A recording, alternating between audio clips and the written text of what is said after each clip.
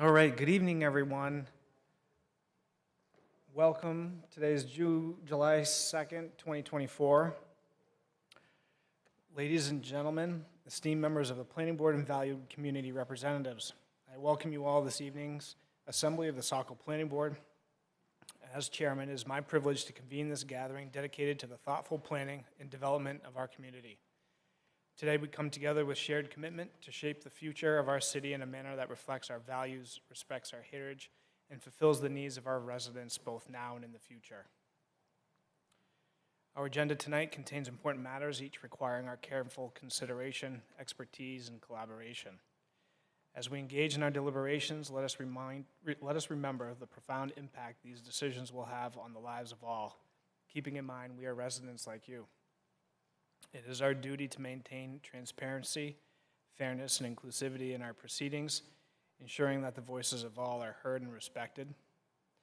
Together, we must embrace the responsibilities entrusted to us by our community, working diligently and thoughtfully to chart a course that fosters growth, prosperity, and harmony. With that, I would like to call this meeting of the Saco Planning Board to order. I look forward to the productive discussions and meaningful outcomes that lie ahead. Thank you. With us this evening, myself, the chairman, Matt Provenzel, and to my left, our vice chair, Joyce Larry Clark, and Jeff Brochu, and to my right, Jim Mollier and Matt DiCiani, along with our city staff members, Emily Cole Prescott and Lisa Harmon, and our Ward 5 City Council liaison, Phil Hatch. Our first item on this evening's agenda is the June 18th meeting minutes. Are there any questions, comments, or edits from board members on those minutes? Mr. Chair, just a comment that I wasn't present at the June 18th meeting, but I've watched the video and reviewed the minutes, so I feel I'm prepared for tonight and can participate in all Great. the matters. Great, thank you, Joyce. And with that, I move to approve the June 18th meeting minutes as presented. Thank you for the motion. I'll second. Jeff, the second, thank you. Any additional discussion? Those in favor? Matt? Yes. Jim? Yes. Joyce? Yes. Jeff? Yes. I vote yes as well. Motion passes 5-0. Our next item on the evening's agenda is our public comment period. While not on the agenda this evening, we have been including it. So if there are any members of the public that would like to speak this evening on general planning items, please come to the podium and state your name and address for the record.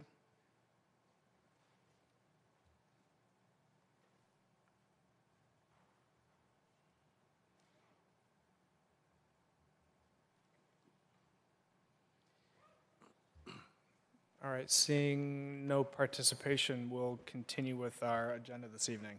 Mr. Chair, Yes.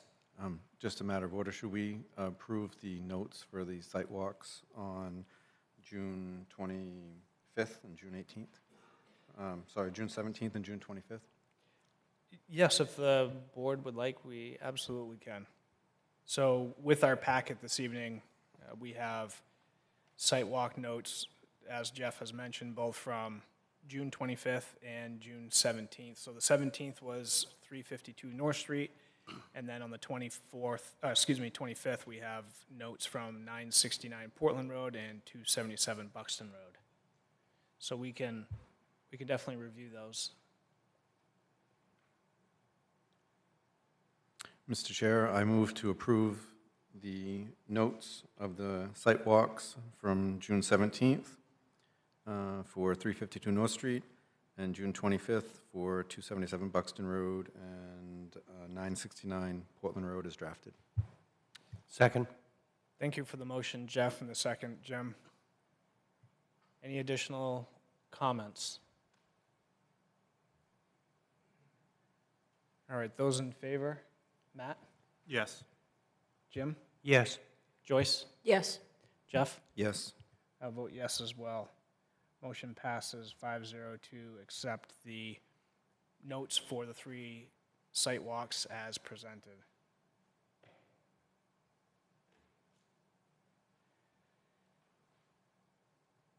Our next item on the agenda this evening is for 969 Portland Road, map 63, lots 9, 10, and 13.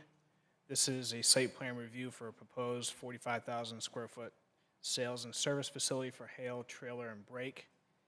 And we have a request from the applicant to reschedule this meeting to July 16th, 2024. Anything to add, Emily?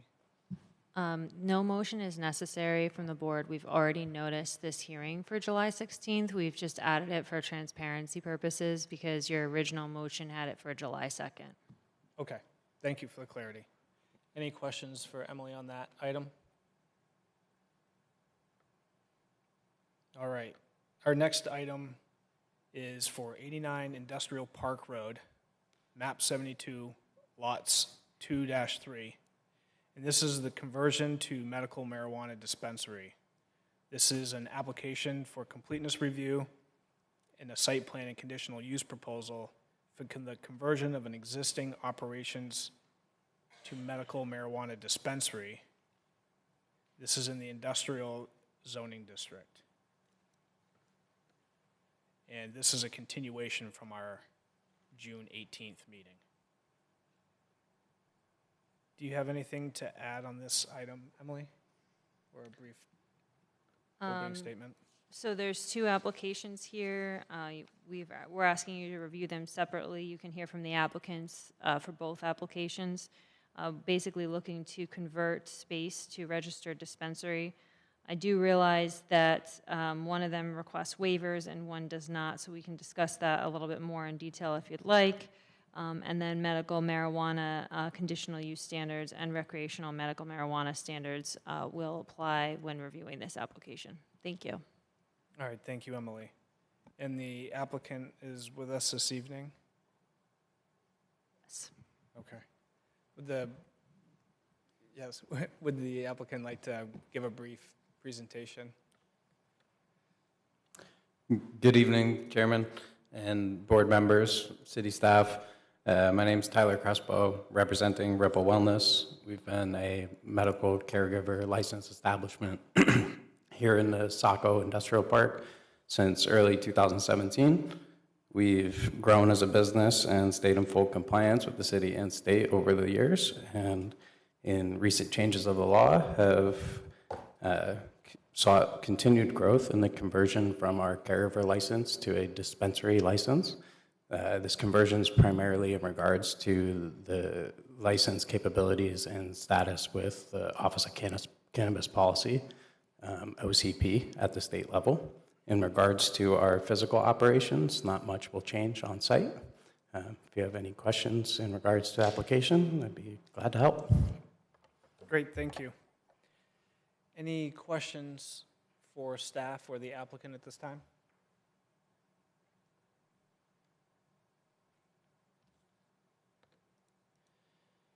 So we have a few waiver requests on this application,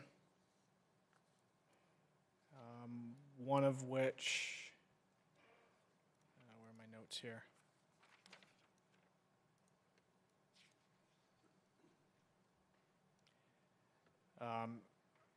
Street and infrastructure improvements, soil conditions, and topography are the requests for waivers.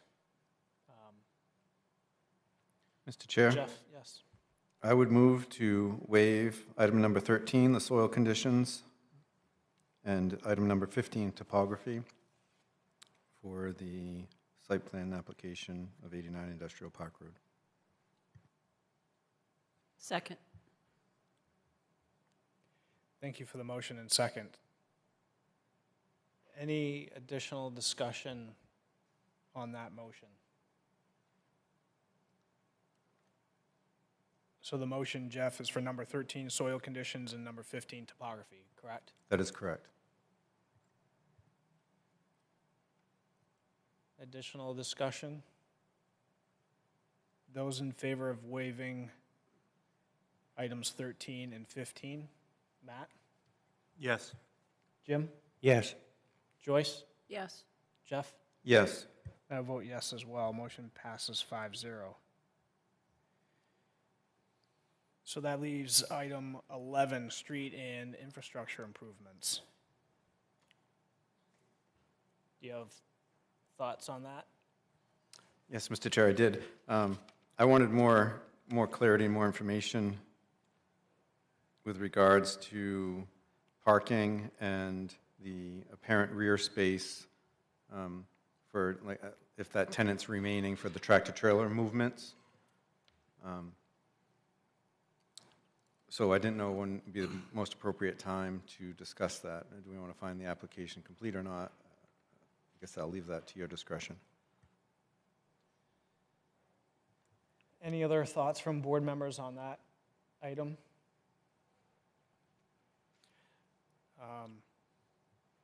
Well, given that it's a waiver request, I guess, Emily, we can continue that discussion and ask the applicant questions if we'd like. Yes. Yeah, let's continue that discussion, Jeff. Okay, Mr. Chair, thank you. So my understanding is that the use isn't really changing, but you will be adding a retail section, a storefront, where customers can come and now purchase, which was not a component to the use currently, correct? Correct. And in that, there was another unit that was being, like another additional space that you're acquiring or renting within the building for that. Did you have the square footage of the retail space that was going to be created? Yes, that's listed in the application. It's approximately 625 square feet. Okay. I was just trying to get a sense of the math for the number of parking spaces that were available. And if I applied our zoning ordinance 230-1002A, which is our parking standards, there's no use for medical dispensary, and I just kind of randomly took retail. I thought that was the one that was the closest, and that requires one parking space per 200 square feet. And if we only look at your 625 feet of retail space, that would be 3 and a fraction, so 4. So we need 4 spaces.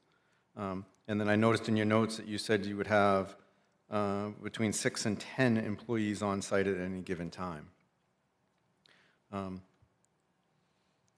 So I'm trying to come up with the magic number of parking spaces here, and then there was a highlighted map that you had provided in your site plan submission, and the parking areas were noted as 50 by 14, 70 by 14, and I think you had a 90 by 14 overflow area highlighted.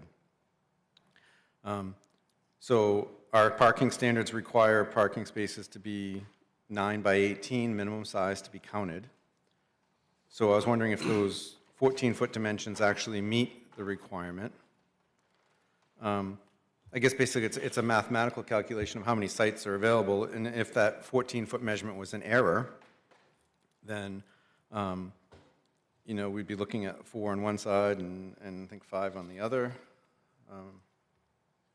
Yeah, so the 50-foot space would yield 5 spaces. The 70-foot would yield 7 spaces, so we have 12 spaces there.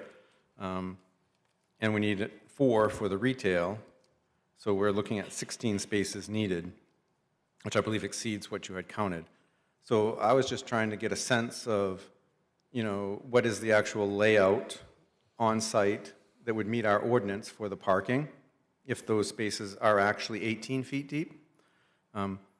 Then if they are the 18 feet deep, is that tenant that's there that looks like they have tank trucks or something in the back? I don't know, is there that tenant going to remain in operation? Yes, that tenant is going to remain in operation. And to hopefully provide clarification, I did the parking measurements based off the Google aerial, and the 14-foot was just my judgment. Understanding the 18 feet is the requirement through the state and city. The There's 9 parking spaces on the front of the building and 9 parking spaces outlined on the left side of the building.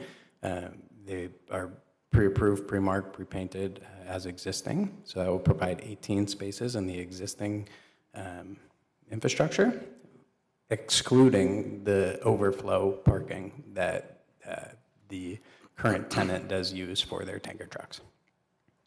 So I guess I'm just trying to get to the data that I need to make a firm decision, because now we're adding a new variable. When your employees are there, they understand the operational flow of the building and may park where it's most convenient.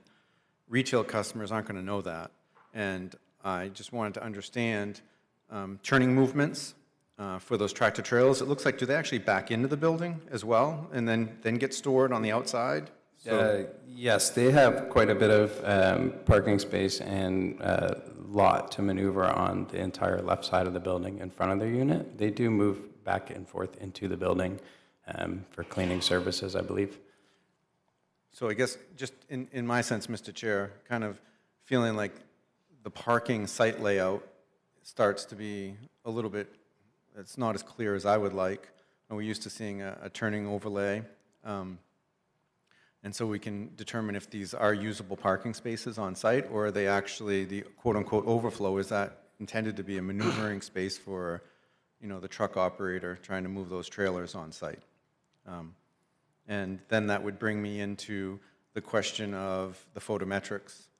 There wasn't a lighting plan or a photometric plan provided. We do know where wall packs are and what will be safe for now retail customers in the winter hours making their way to the building. So that's the 2 areas that I felt like may possibly be lacking detail in the application. And I just wanted to bring those up to decide if we felt like it was complete as a board. Okay, thank you, Jeff. Any other board member questions, thoughts, or comments regarding parking? Mr. Chair, Yes, Jeff. Or excuse me, if Jim, I could sorry. ask the applicant, when you measured the 14 feet, were you just measuring the length of the, because you said there were already pre-marked spaces there that have been used? Correct. On that specific overlay, the map that I prepared, the 14 feet I did from the Google overlay map, and I did not in person measure it. Had I, I'm sure I would have came to the 18-foot standard that Jeffrey had mentioned. So my apologies for any misconception on that matter and the measurement there. All right, so you didn't actually measure them, as you said, you just looked at the map, the overlay, Google overlay map, and you kind of guessed. Correct, with that specific parking map, yes.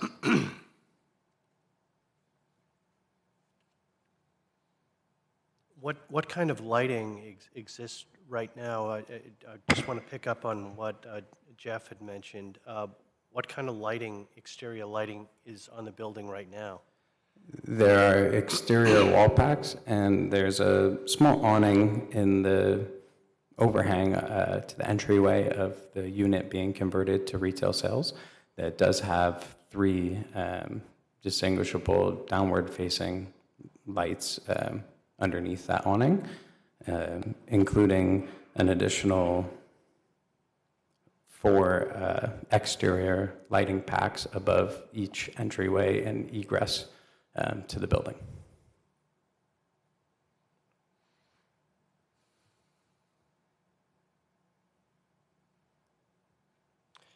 Mr. Chair, if it's, I want to see if I can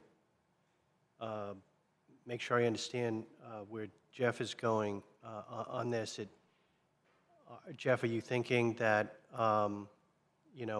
better measurements of those parking spaces would be essential for the completion of the application, and then maybe some photos or other diagrams of the lighting would be helpful as well? Is that what you're thinking? Well, I was thinking, yes, better documentation of what the existing site conditions are, because it's going to be a joint use facility. We have these tractor trailer maneuvers that have to take place, and we're going to have retail sales. And I wanted to make sure that we just actually are diligent and meet the zoning ordinance for the number of parking spaces and where they would be located. Because the second piece of that would come with the lighting, depending how far away they are from the building, because you typically have limited throw with a wall pack to create safe travel. And our uniformity ratio for the parking areas, I wanted to make sure we could meet all of those requirements where it's going to change to retail at this point. If I may provide clarity, there's also 3 light posts in between Industrial Park Road and the forefront of the building in the landscaped section. They were not outlined on the exterior lighting plan. I focused mainly on the building. My apologies for overlooking those 3 posts. I would be happy to provide clarity on the measurements of the parking spaces as well as the lighting that's currently existing. Thank you. Any other questions or thoughts from board members? Do we know what's, so I know there are tanker trucks in the back. Like you said, do we know what that business actually does? I'm just thinking about what is the traffic like? You know, how many times a day are there going to be trips with those trucks, things like that? Because I know you're concerned about the turning and the in and out. So what are they actually doing there? That tenant is a separate tenant from you. Correct. And that's a separate use. Yep, understand. And just when we have the shared parking lot, right? If there's people parking and the trucks coming in and out, just trying to understand what that's like. Sure. So I'm following Jeff with some clarity as to the parking spaces that are relevant to the application here before us and the overall, I guess, site flow. But I'm not, I mean, we have the tractor trailer trucks, it's a separate tenant, it's an existing use. So I don't think focusing on tractor trailer movements is. If it's a shared parking lot, though, they are going to be coming in and out, They are. right? Yeah. So that's where, again, I know it's an existing use. I'm not trying to question the existing use. That's not the point of my questions here. It's just, I'm just curious of what the trip, whatever they call it.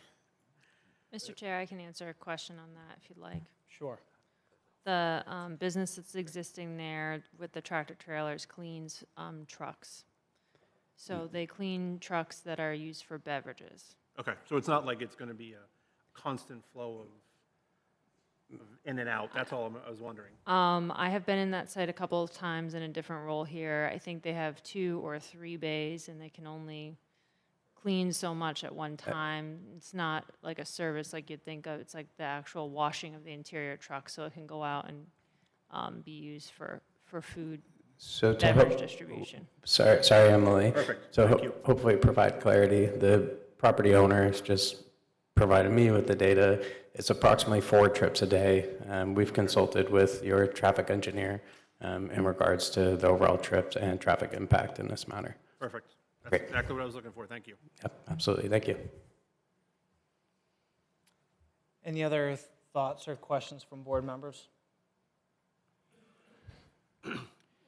Mr. Chair, just wanted to kind of follow up on the parking. So how long have these parking spaces, I don't know when the building was constructed, or how long the parking spaces have been there. Have they been there a long time? Or?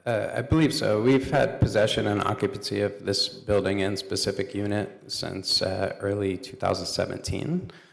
I believe it's been up to full occupancy and code standards through the city of Saco since far prior to that. We just took it over and pulled our building permits and brought it up to code for our specific use at that time. Parking was all addressed and fit for the use at that time, and nothing has changed. And you mentioned there's like striping for the parking, so everybody knows. Correct. Where a Yes, parking space is. there's also 2 designated handicap spaces directly in front of the immediate entrance to the unit. And I know this sounds like a crazy question, but the striping for the spaces, does the striping go all the way, like if someone pulls their car or their truck into the parking space, does the striping go all the way to the end of the vehicle, or is it? Correct, and it's reflective striping in yellow, the handicap and egress walkways are marked in blue. Okay. That's helpful, thank you. Absolutely. Thank you, Jim. Any additional thoughts or questions? Yeah, I guess I'm just thinking if it's a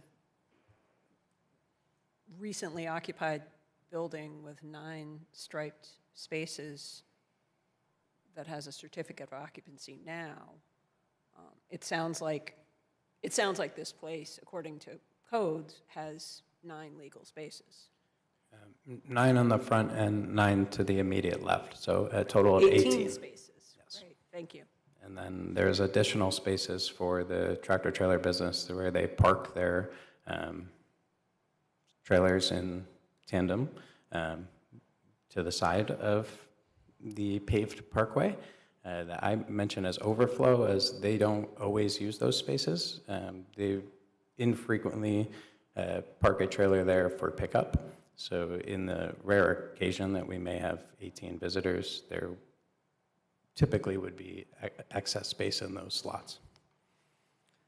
Mr. Chair, Thank you. I can pull up the aerial map. We have a near map program, so you can see what it looks like today if you'd like. Sure.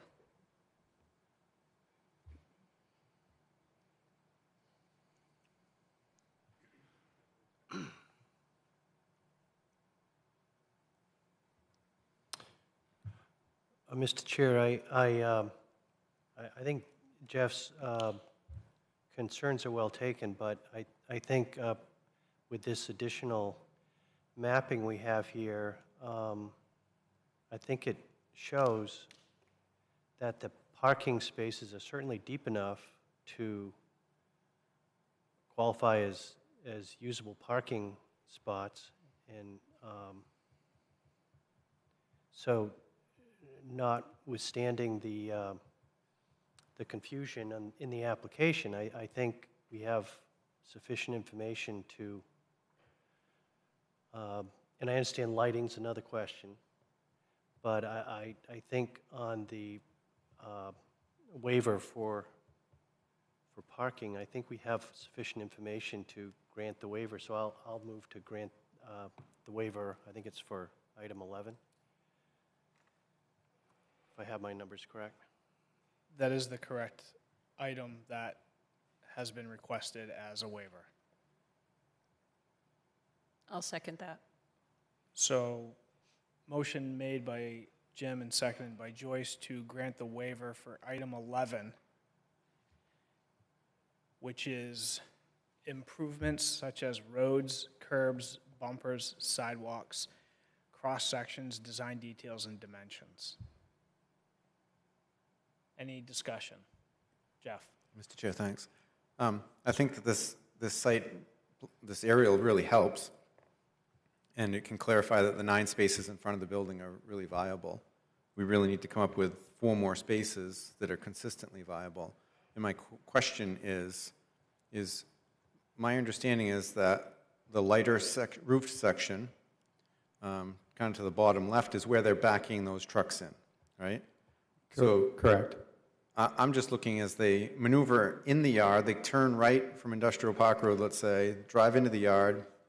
They're using that apron near the purple line, kind of where the arrow pointer is, to line up to back the trucks into the building.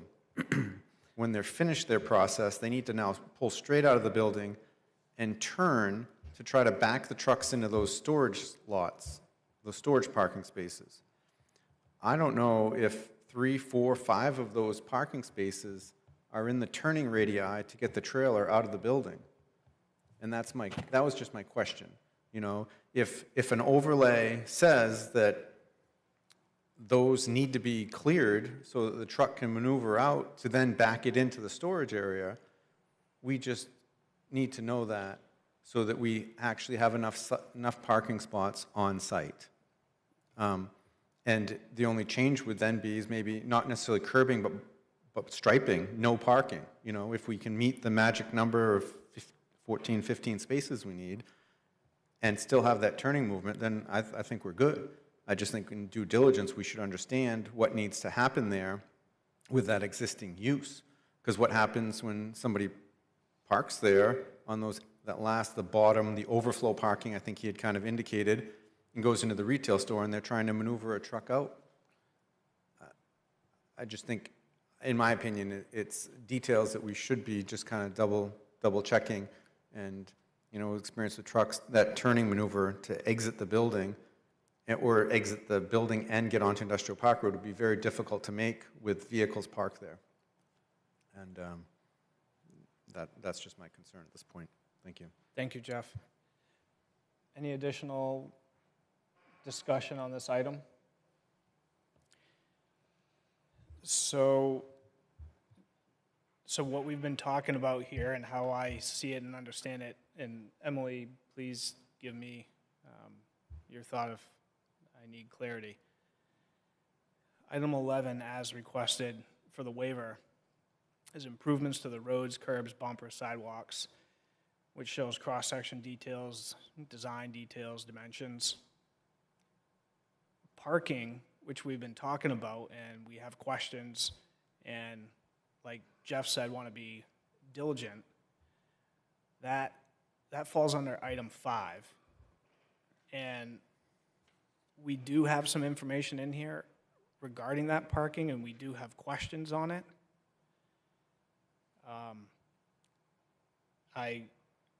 I share those same questions, but I guess as far as the specific waiver request here, as it's written, I guess I'm comfortable with that waiver. Having parking information, though, we still have questions on it. I guess, does that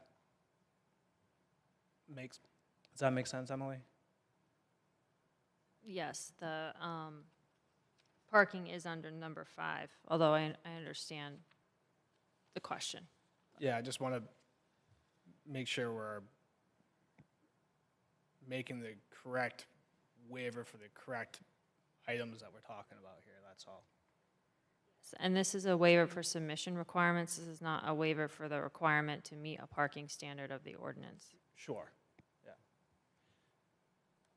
Right, that's what I'm thinking, is this is not final approval right here. This is just telling them that they don't have to Sure. provide information about proposed improvements to the roads and curbs and sidewalks. At this time, if the discussion evolves and our questions and concerns can't be addressed satisfactorily and we need to adjust curb cuts or anything like that, then I guess we get there. So I guess that's where I'm coming from with regards to that waiver. Any additional thoughts?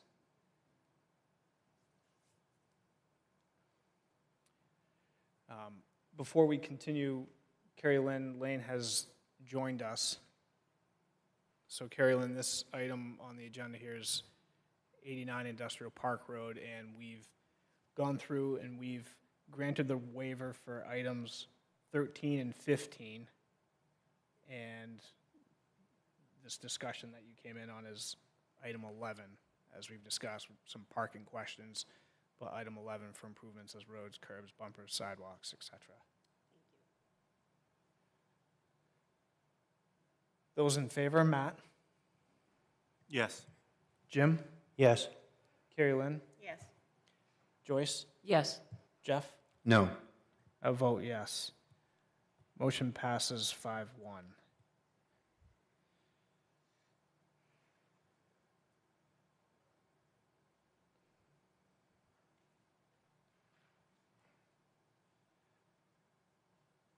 So continuing with this item, we still need to find the application complete, schedule a public hearing, and any additional discussion from the board. So for the applicant, I guess for Tyler, we have questions on the parking and some questions on lighting. So I think if we start there,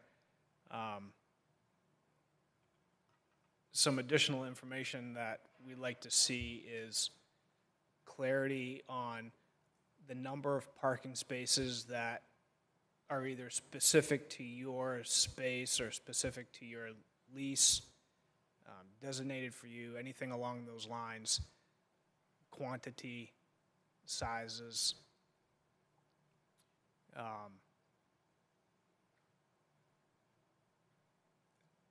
Parking calculation as well, as Jeff has mentioned, ensuring that we meet those items. And I agree with Jeff, understanding that the movements of that existing tenant are still sufficient with the parking layout and do not affect any of the parking spaces that you have as part of this use. I'd be happy to provide clarity on those items. My apologies for overlooking them. No, that's okay. And as well as far as lighting, understanding, you mentioned some street lights in the vicinity of that landscaped island, and some lights on the building as well. Understanding those. Jeff, you mentioned a photometric plan.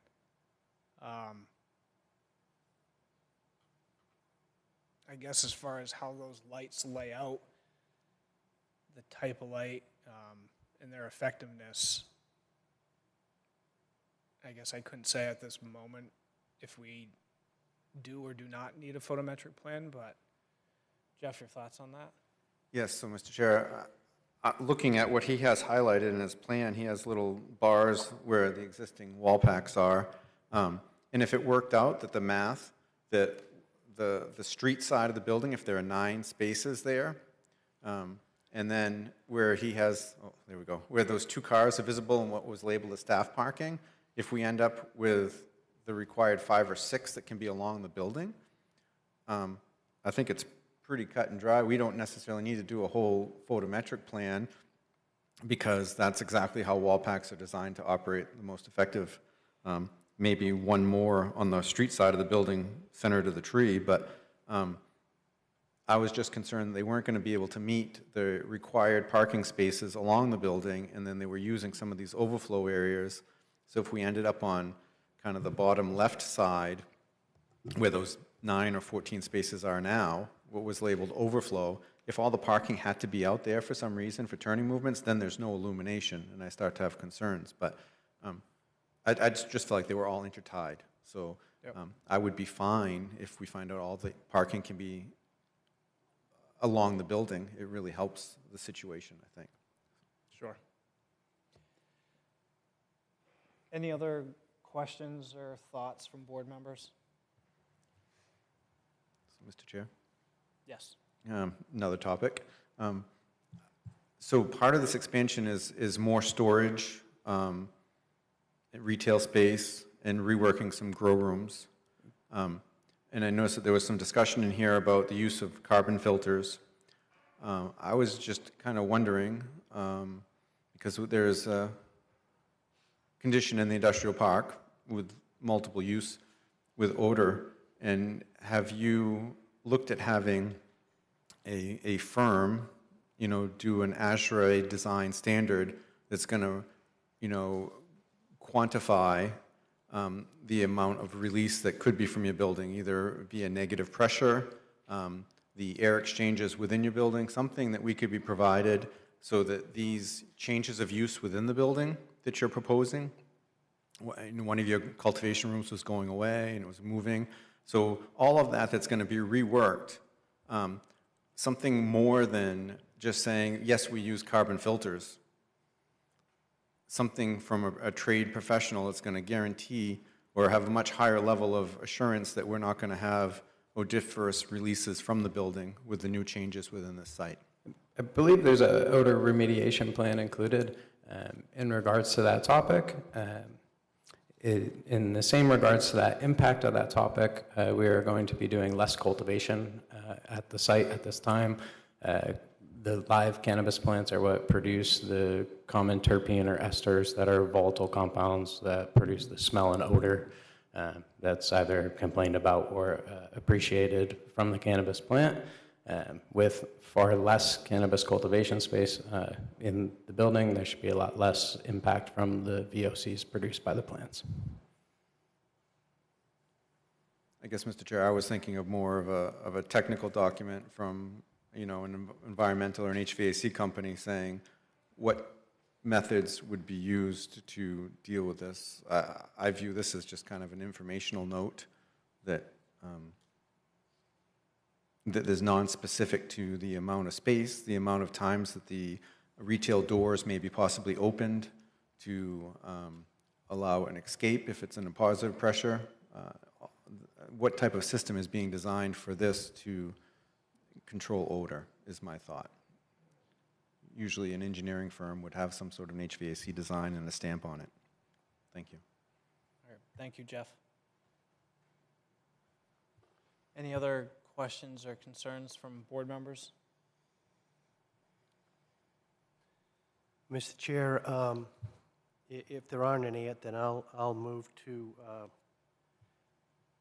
for the board to determine the application complete and to schedule a public hearing for July 16th, understanding that the applicant can provide us additional information at the next hearing. If I may offer just a friendly amendment, it's August 13th, because this memo was for the last meeting. Ah, Thank you. August 13th, sorry. Thank you. Thank you for the motion, Jim. I'll second that. Joyce with the second, thank you. So we have a motion made and seconded to find the application complete as discussed this evening and schedule a public hearing for August 13th. And we're looking for additional information on parking, confirmation on the lighting and regarding to the parking layout outcome. And Jeff has requested a bit more information on the odor mitigation. We do see the odor mitigation here. So I know what Jeff is thinking. In the past, in some projects, we've seen sort of a specifications package, and I think that's what Jeff is referring to there. So if you can provide some additional clarity or information on that, I think that would be well received by the board. I would be happy to provide spec sheets on the equipment that we do use as we've been operating in the industrial park since 2017. If odor complaints have been an issue, I haven't been notified about it. So I do believe that our odor mitigation plan is currently active and working, and would be happy to provide all spreadsheets on all of the equipment we're using. Okay, thank you. And perhaps, Emily, we could inquire with code enforcement on anything they have on file or record that may add some clarity or answer some of Jeff's questions. Yes. Okay, thank you. Any other discussions on the motion? All right, those in favor, Matt? Yes. Jim? Yes. Carrie Lynn? Yes. Joyce? Yes. Jeff? Yes. I vote yes as well. Motion passes 6-0. All right, thank you. Thank you. Moving on to our next item of the evening, we have 94 Industrial Park Road, map 72, lot 12. This is for the conversion to medical marijuana dispensary. This is an application of completeness review, site plan and conditional use proposal for the conversion of an existing operation to medical marijuana dispensary. This is in the industrial zoning district. Do you have anything to add to that, Emily? Just that we have reviewed this, and what we had found was that there were no site changes. Certainly, the board can tell the applicant if they're going to request something different. So the applicant presented both of these applications, asked for waivers on 89 specifically, but did not ask for waivers on 94. When staff reviewed 94, there were no changes proposed to the exterior. So if the board does want changes to the exterior, you'll just have to inform the applicant what those changes are. We did not go back and request waivers because, again, nothing is changing on the site. So in the past, it has been our process that if nothing's changing on the site, we usually get details through aerials and information of what we have, but we don't require a lot of engineering work above and beyond existing site conditions. So just a little explanation behind the reason why these both don't have waivers. Thank you, Emily. Tyler, you want to give us a little introduction on this property here, this project? Yes, absolutely. So 94 Industrial Park Road is where we began cultivating as caregivers here in Saco. Began occupancy again in 2017 in full compliance with the city and state. This is the push to convert our cultivation facility to a state licensed dispensary cultivation facility. It's a term and license change through the Office of Cannabis Policy.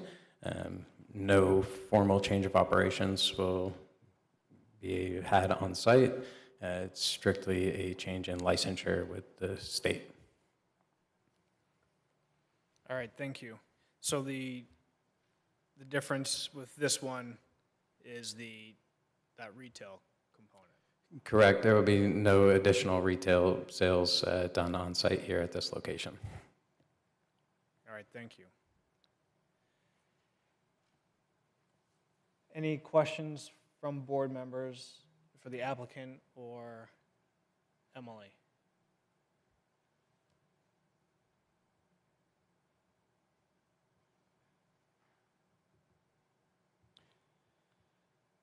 So a little bit different than the previous application, but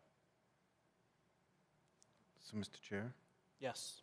I guess clarifying from an applicant we heard in the previous meeting, when we're petitioning to change the use, even though it sounds like the medical would be more restrictive, it's actually less restrictive, correct, than the recreational? So this is not pertaining to recreational, it's pertaining to medical caregiver cultivation, changing to a medical dispensary cultivation, both regulated under the Office of Cannabis Policy as the medical cannabis program. So there'll be nothing that changes with regards to any testing, and you don't do any extraction or manufacturing, it's just cultivation in this building, correct? Correct. We do processing and manufacturing with non-volatile solvents. We use water extraction process here in our facility in Saco. Okay.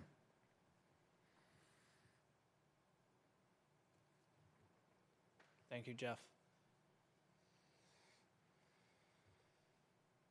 Any other questions from board members?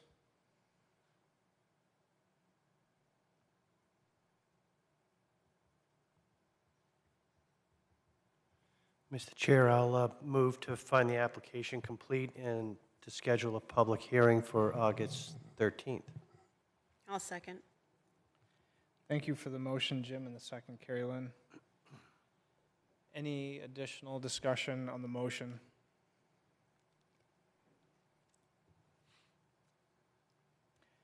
Those in favor, Matt?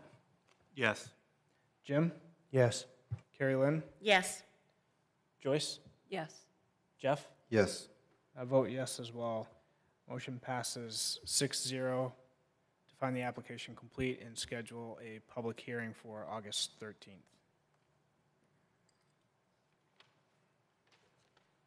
Thank you. Thank you very much.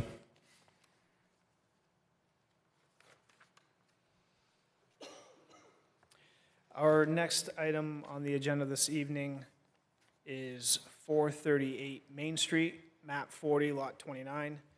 This is for the Thornton Academy Athletic Facility. This is presented by Teradyne Consultants, and this is a continued application review for a site plan amendment for a proposed 53,280 square foot athletic facility in the medium-density residential district and the historic preservation district. Emily? Thank you. I just want to point you to your meeting packet, your after-the-fact meeting packet, that is, which has information and correspondence regarding Thornton Academy's proposal. I'm sure you'll hear from the consultant on as well. And we did provide draft findings of fact and conditions of approval, which have also been reviewed internally with other departments. Thank you. Thank you, Emily. And with us this evening, we have Tim from Teradyne.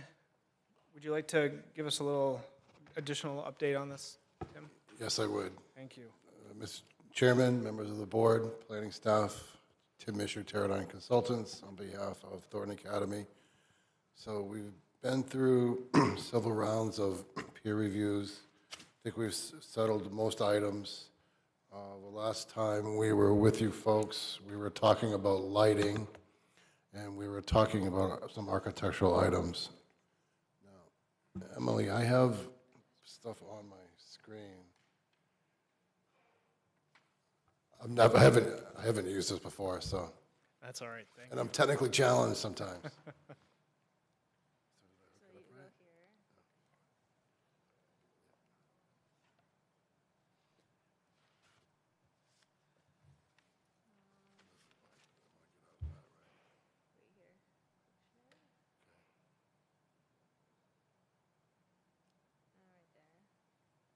Double click that one with the circle, yep.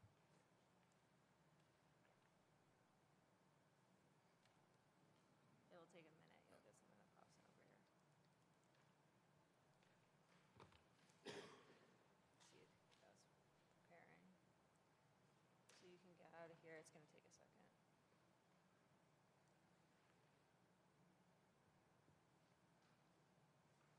And so you wanna share this, right? Yep. So you just click there. There we are. You can minimize that.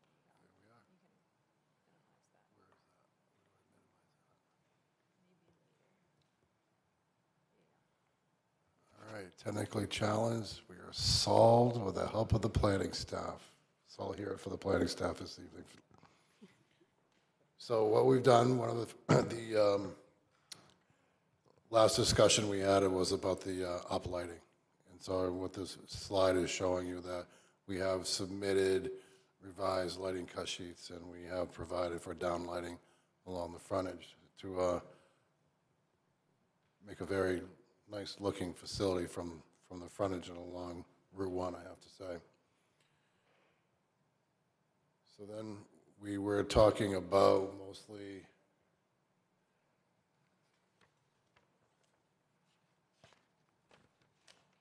do I just toggle to go to another slide?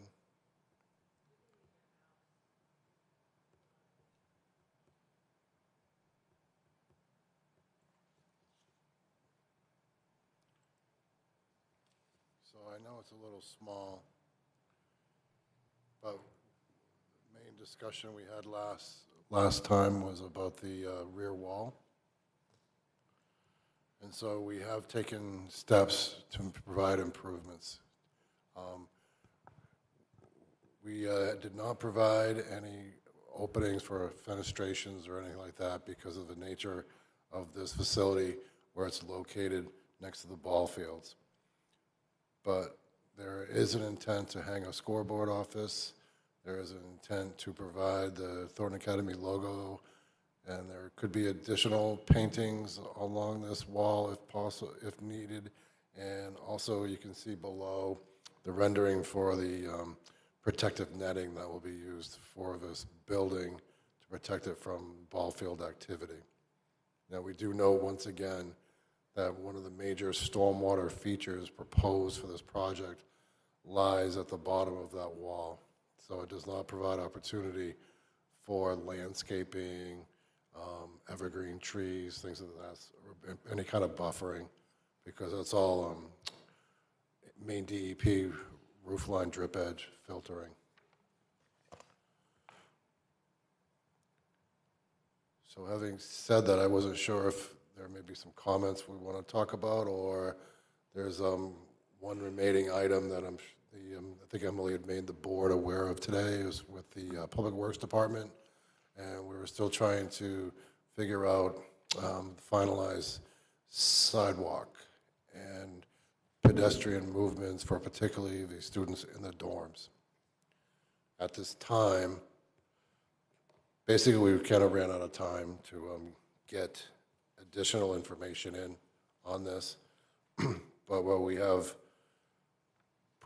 are proposing is to work to provide a sidewalk that will be approved by the Public Works Department.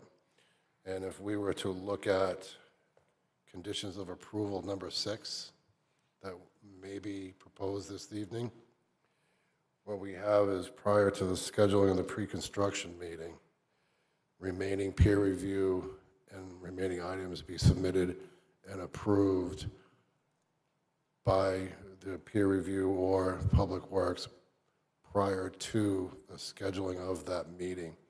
So what we would like to propose tonight is to have this sidewalk designed, submitted, reviewed by Public Works, and approved prior to the scheduling of this meeting.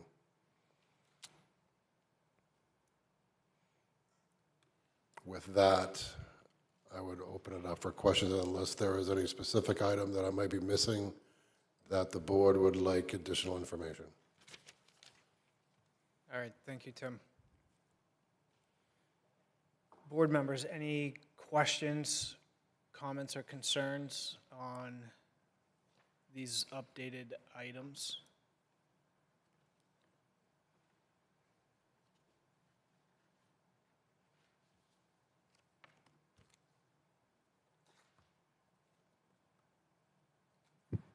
If I can, Mr. Chair, I just want to pull up the image that Matt Cook provided, the most recent one. Yes, please. So there were two. There's one that's in your after the fact meeting packet.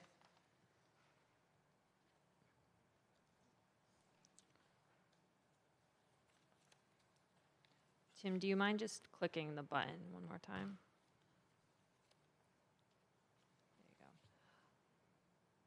And then there was this one that just shows what they're looking to do with new crosswalk and sidewalk potentially. So it, like was indicated, it still needs to be vetted out. Mr. Chairman, if I may. So what Dorn Academy staff had proposed was, during the renovation of the maintenance building, and Matt can speak to this as well, they're proposing for student traffic to go to key card entries on the back of the building and to access the athletic facility that way. Public Works has been consistent about wanting this sidewalk connection for a dormitory to the athletic facility. One of the issues is when the proposed sidewalk in front of the maintenance building ends, there's kind of like a 3-foot drop off in grade. Not abruptly, but it falls off. Since, and we will work with Public Works on this, but since ADA access to both these buildings is along the frontage, we would probably propose a stair there, and in the plans that were submitted, we were taking pavement and replacing that with grass in that area. So we would repave the sidewalk at grade with no curbing or whatever, and then we would provide that new crosswalk, as you can see, to connect the dormitory areas to that sidewalk, as it appears to be consistently a request from Public Works.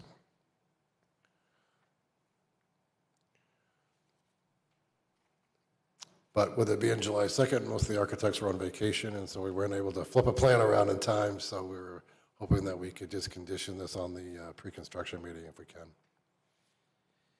So I have to admit, I'm a bit confused. I have the notes in here, the packet, the correspondences.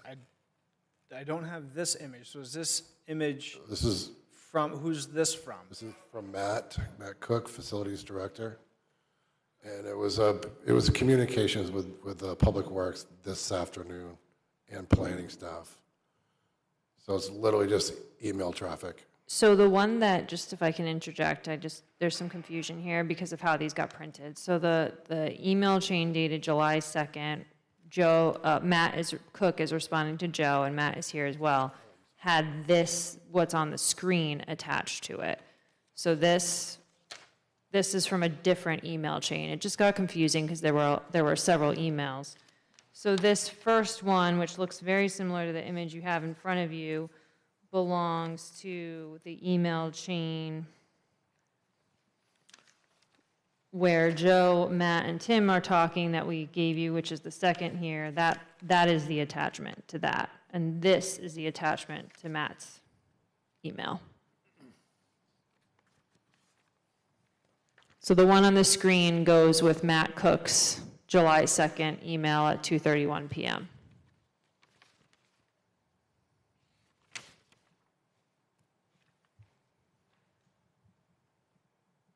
But you're saying this hasn't been vetted by Public Works yet? So The Matt, image that we're seeing on the screen. so Matt was talking with Joe in Public Works today, and then I got this in my email after. So it sounds like Matt could give us more of an update from here. But I just want to make sure it was clear because it's a little confusing with how it got So if I printed could- out. Yeah, if I could, we provided an alternate route for students, which is also shown here with the red line. And that is really something that we would do during construction of the field house, directing students to that.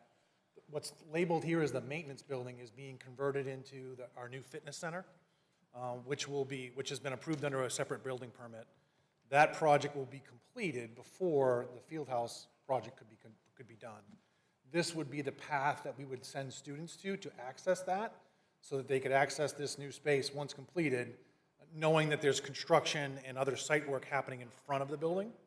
So this would also provide them a path, again, out of the parking area, out of construction, but at the same time, it will become a more accessed area as this space evolves. So we have the Fieldhouse project, which we're working on, and the new athletic center or fitness center, which is the former maintenance building, which will also house our athletic director. As this starts to get used by students on a daily basis, those back doors between the bleachers and this building will become kind of a main access point as students go in and out, as they access in the summertime and then use the turf and the track, and even in the winter as they use the strength training facility and then progress over to the field house for similar things in the winter. This will be something that we will clear of snow and create an access point. That's the original plan that I think is in your packet that we provided. Joe came back to us and said, I still think you need a sidewalk. So this plan shows what we would propose to connect the dormitory access road. You can see the yellow there. That is the crosswalk that we're going to add on that road. Right now, there isn't one there. And we would then connect that crosswalk over to the sidewalk that terminates at the end of that building. Now, there is a grade change there, so we're going to have to figure out how we get between that 2 to 3 feet. Again, ADA, I believe we meet all of that on the other side in front of those buildings, to all the access to both Hill Stadium, the facilities or fitness center building, as well as the field house. So we'll have to address how we meet that grade change, which will require some of our design professionals, which again are all on vacation this week. So this is something we've been chasing a little bit amongst other things, and just have not been able to get a real quality drawing other than the one I threw together today. So we're talking about 2 access points, 2 final permanent access. We'll have one across the crosswalk in yellow, looping around the parking spaces in blue. Yeah, they'll be able to kind of walk it with the sidewalk add. They'll be able to kind of cross straight over in front, but also be able to access through, which during construction is where we will have students move through. Because again, there'll be construction in front of that building. So for the year or so that we're under construction, we will direct them through signage, through temporary barriers or whatever it is, into Hill Stadium to those back doors. That will continue to be an access point, but there will also be a front door when the project is complete. So that red path would be a temporary path. Potentially, but again, it'll continue to get used. So it'll be direct, it'll be the only path during construction, but it'll be something that will continue to be used after construction.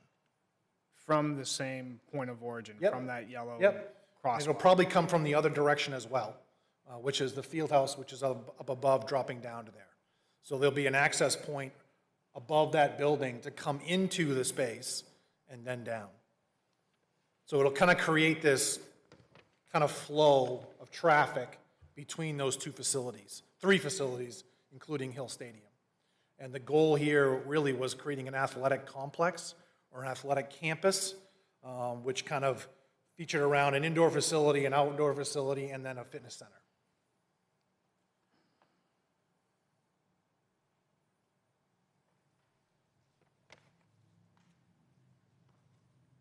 Any questions from board members? Additional questions on this item here? So, in summary, there's still 2 sidewalks that need to be resolved from the crosswalk, from the dormitories, 2 unresolved. It's really Sidewalks. that one blue section is the sidewalk that needs to be resolved. And if you're familiar with the campus at all, their archway is there. This connects kind of the access point to the dorms to the former maintenance building. And the only tricky part is right at the very end. It's like the last 10 feet. We've got to establish how we adjust to that grade change. Well, you've described that red line there, that's a second path, right? It's a pathway that's already there. It's already existing. So the only change to this would be that blue area. We'd have to establish that sidewalk.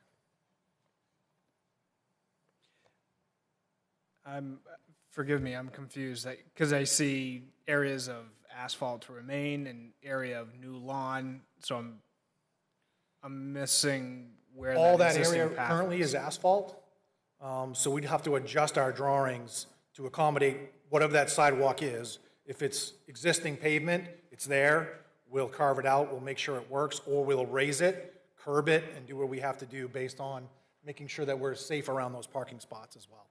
That would be something that we all included in that drawing, which Right, I so believe we there'd can be do next week. One path to the left in blue, and then another path to the right in red. Right, the 'Cause path. right now it's all asphalt. Correct, yes. Okay. Does that make sense to board members? Yes. Okay. So, Mr. Chair, then it would seem that we might want to have another condition of approval that additional sidewalk be created that meets or that's approved of by the city engineer, and Sure, yeah, absolutely. that'd be acceptable to TA? Absolutely, yep. Yes, thank you, Jim. So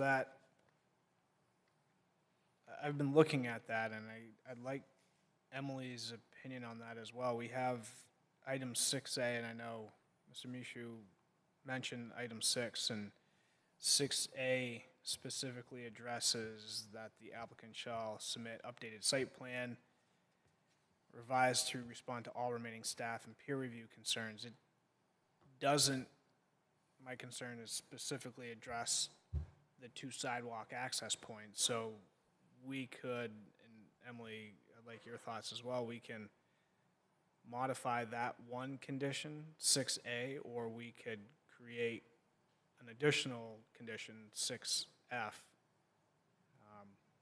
I'm not sure what your thought is on which one would be more appropriate, or board members as well, of course.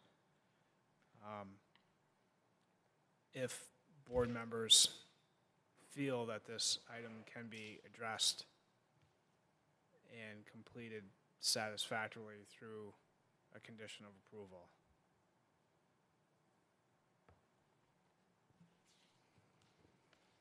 Mr. Chair, I would think we could revise 6A just to simply add a line, revise to respond to all remaining staff and peer review comments, including review and approval of sidewalk design by the city engineer. I'm not sure we have to be more complicated than that. I agree. That would certainly do it.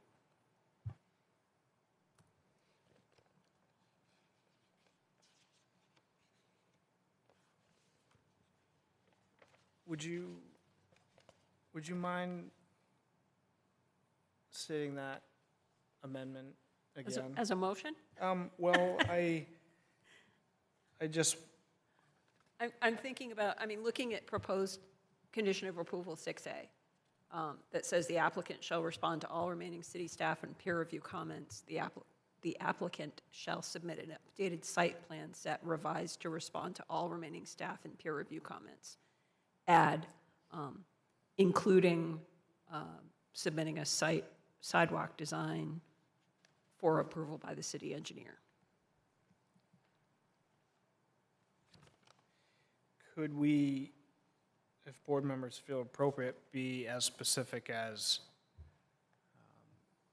sidewalk from the dormitory, from the dormitories to the new, did you call it a fitness building? Yeah, I would say the dormitory access road to the new fitness center, The fitness centers, former maintenance building. for the front and rear access.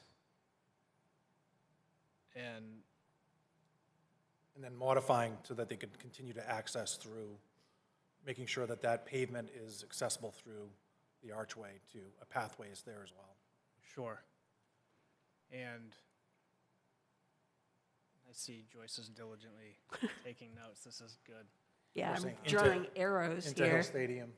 Are there trees, are there trees in the way of that, where the proposed? No. walk- There's a mulch bed that has a paved walkway that runs through it. Okay. So that sidewalk is currently there. The crosswalk will connect that to the sidewalk. That crosswalk that you see there, that yellow, crosses the road, and then it kind of takes up that sidewalk in the mulch bed. Is there an aerial view we can see of this real quick? Just trying to visualize it in my head. Sure. So Matt, I think I'm additionally going to hit maybe your thought and say, and associated landscaping. This will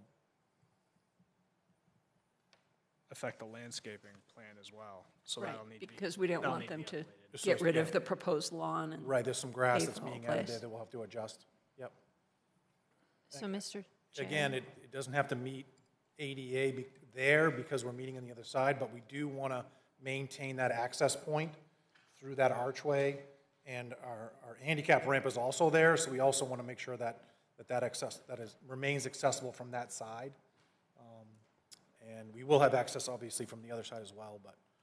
From that side, you're talking about the left-hand side? Yes, the field house side will have it, and Okay. parking will be there for handicap and accessible into there, and then paved all the way to that ramp. There was an intent to try to remove some of that pavement and add some grass back in that area, but we want to make sure that we can continue that accessible side as well. So we'll update to make sure that accommodates that. Thank you. Yes, Emily? I was just going to offer perhaps a condition that wraps everything up that you've spoken about. Sure. I think you had asked me earlier, so I'm not sure if you're still looking for input or not. Yes, no, I welcome your input. I know Joyce is making notes as well, so we'll compare notes. Okay. The revised site, so after 6A, after planning board period, the revised site plan shall include updated sidewalk design coordinated with landscaping review. to be reviewed and approved to the satisfaction of the city engineer.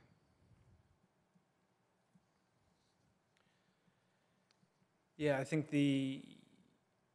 my only thought is specific to the sidewalk from the dormitory to the new fitness facility.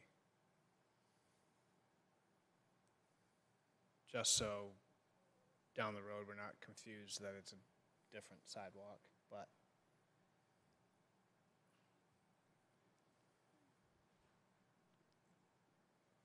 The schematic from this evening could also be referenced too. Yes, thank you.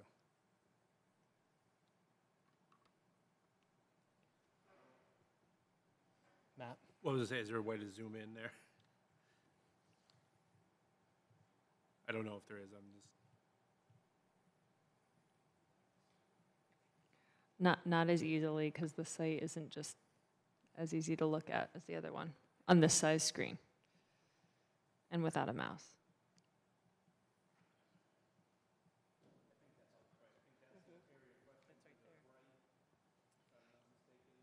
You can see that peninsula that's kind of coming out there. Yep.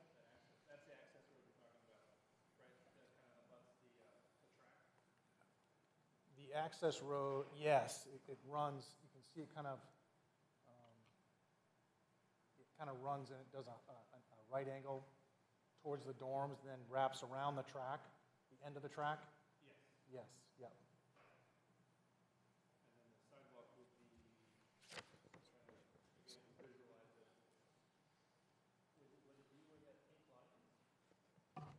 Pretty close, yes. Right where that pink line kind of crosses, yes.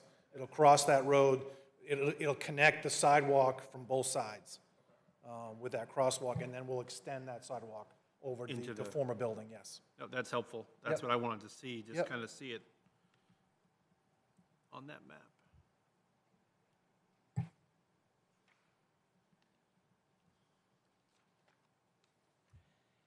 Any other questions, comments, or concerns from board members? Yes, Jeff? So Matt, in that area between the existing maintenance facility and the bleachers, is there currently lighting that's Yes. very sufficient in there? Yes. Because that's going to become a The wall primary packs access. along that whole Perfect. distance. It's fully cambered as well Okay, under there, so that work at night as well. Yep, Thank you. yes.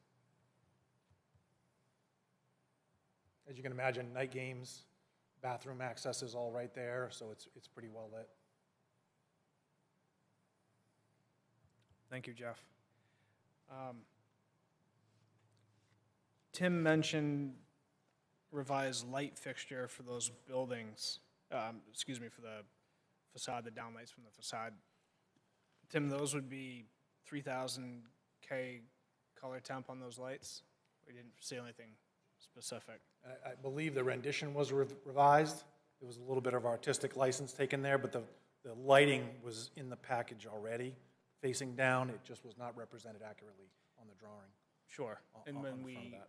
so we're looking for that warm color temperature, not a bright white like a 5,000 or, but a warm. Yeah, I'm not sure what's in the 3,000 lighting K. plan, but I have that rendering. If Emily gives me access back. I mean, for us, priority on campus is student safety at night, and making sure that when they're walking between these spaces, it's well lit, which is, what our primary concern is.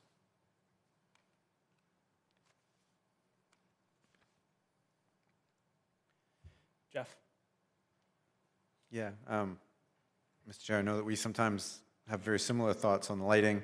I did notice on the new rendition that they were full cutoffs down lights, which was compliant with our ordinance. That's all I was bringing up originally. Just because we were trying to be as dark sky in our ordinance, and particularly where, I don't know if you still have the observatory over there, and you want to try to minimize some light pollution. Common theme. Yeah, we do But- have it, but it's another side of campus. But I tend not to try, I think we step a lot out if we try to dictate color, particularly if we're meeting dark sky compliance with full cutoff fixtures.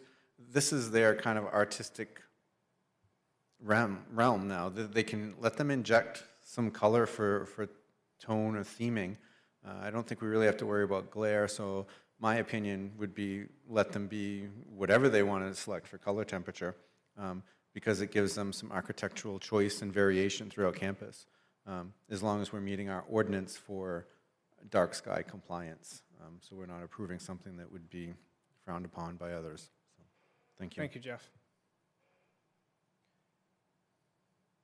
Any other questions, comments, or concerns from board members?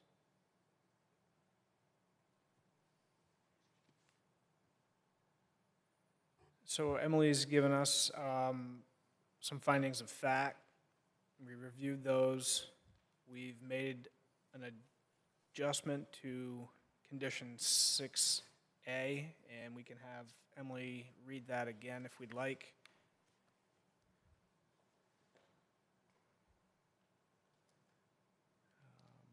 Other than those items. Mr. Chair? Yes, Jeff. So there was one note that the police had talked about as far as monitoring parking. I don't really know how we incorporate any sort of condition of approval for that. I'm not really anticipating it being a problem. It sounds like they would kind of address it on the backside if there were to become parking issues where they may or may not post public streets for parking. I don't know if we should just kind of, as a board, just decide that parking's not really going to be an issue. I mean, I don't see an increased use with vehicular traffic, just as long as we've addressed it. If we all agree that they've met the parking standard, they've done their counts, I think that they've provided adequate information.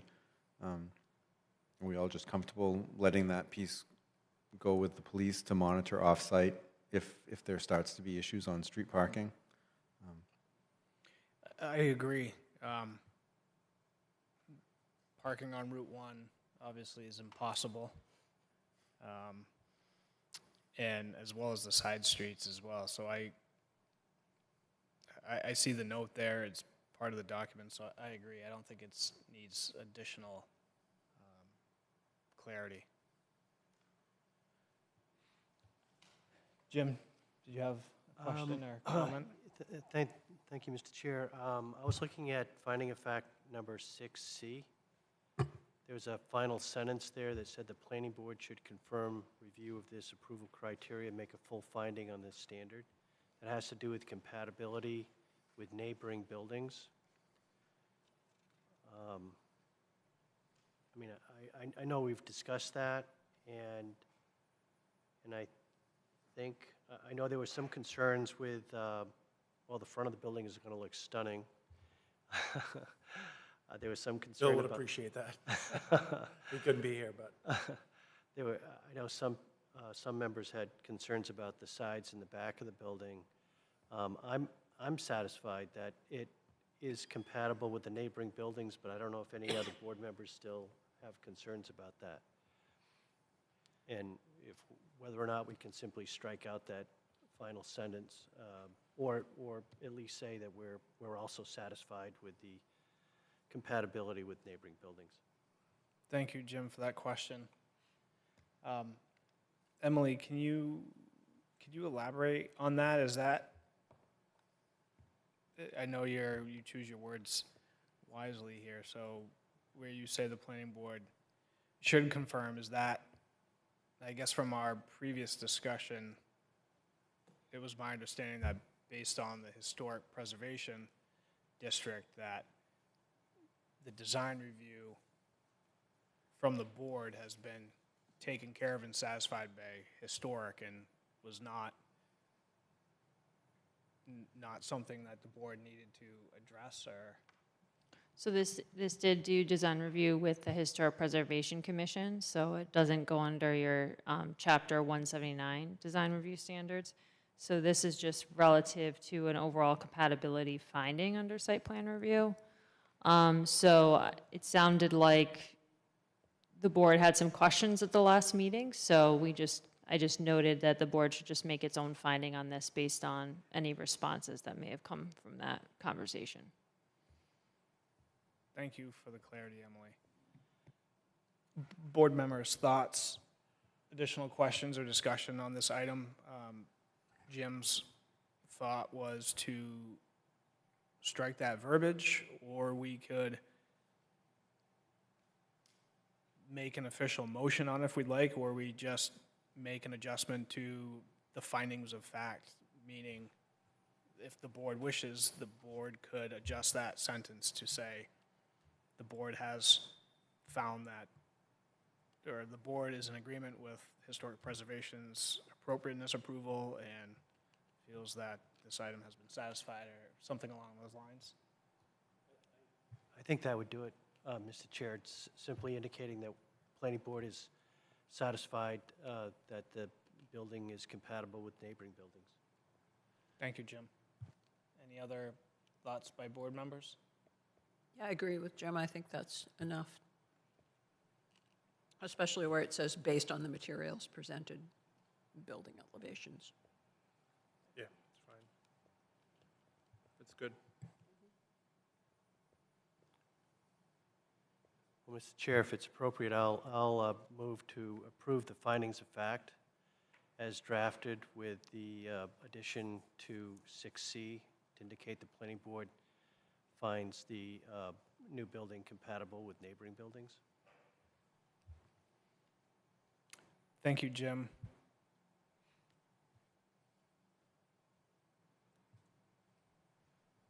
I'd suggest, I guess it's a friendly amendment, that we also adopt 6A as discussed regarding updating the sidewalk design and associated landscaping.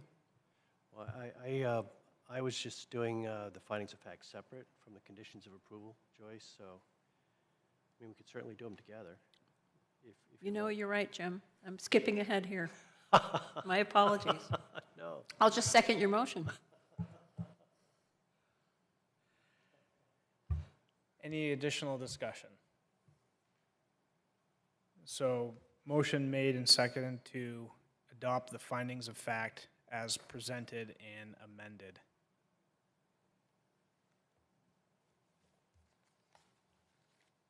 Those in favor, Matt?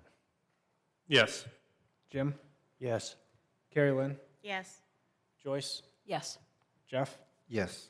I'll vote yes as well. Motion passes 6-0 to adopt the findings of fact as presented and amended.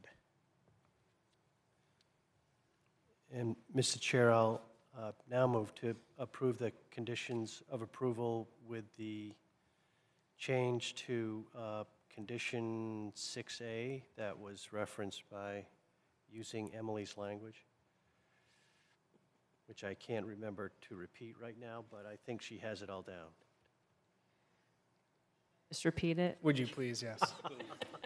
Sure, so we would just add after the period after planning board in 6A, the revised site plan shall include updated sidewalk design to be coordinated with landscaping review, to be reviewed and approved to satisfaction of city engineer, and references made to the discussion and schematic from tonight's meeting, July 2nd meeting. Thank you, Emily. I'll second.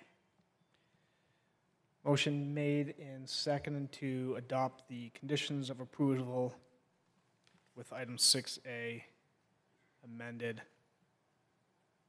Any additional discussion? Those in favor, Matt? Yes. Jim? Yes. Carrie Lynn? Yes. Joyce? Yes. Jeff? Yes. I vote yes as well. Motion passes 6-0 to adopt the conditions of approval as amended and presented.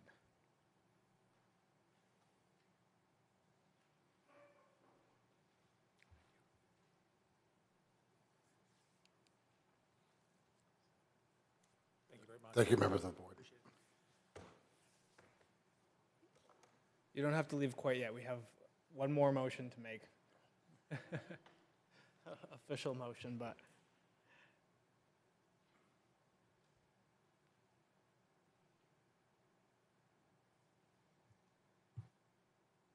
So in regards to the full application of site plan review,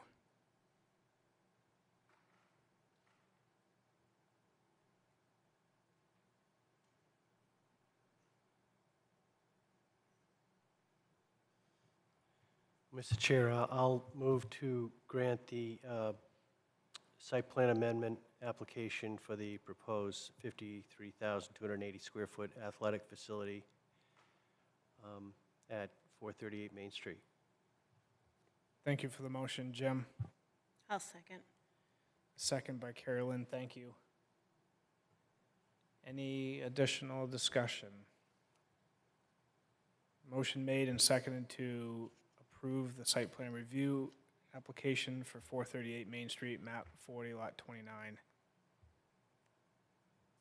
Those in favor, Matt? Yes. Jim? Yes. Carrie Lynn? Yes. Joyce? Yes. Jeff? Yes. I'll vote yes as well. Motion passes 6-0.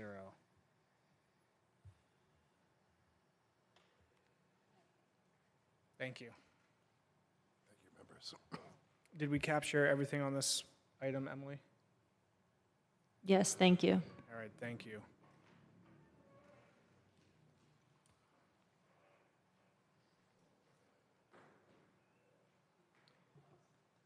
All right, our next item on the agenda this evening is Waterfall Drive. This is map 63, lot 6. This is a 90-unit multifamily proposal in the Park North Development and Contract Zone. This is presented by Saco Technics, and this is a continued application review for a site plan for construction of a newly created Lot 27, which contains 8 buildings and 90 total units. Do you have anything to add to this, Emily? We have been doing some review of the utilities specific to sewer, and I'm sure that Sean can fill you in. We're all comfortable as city staff recommending that a condition be handled to determine the final,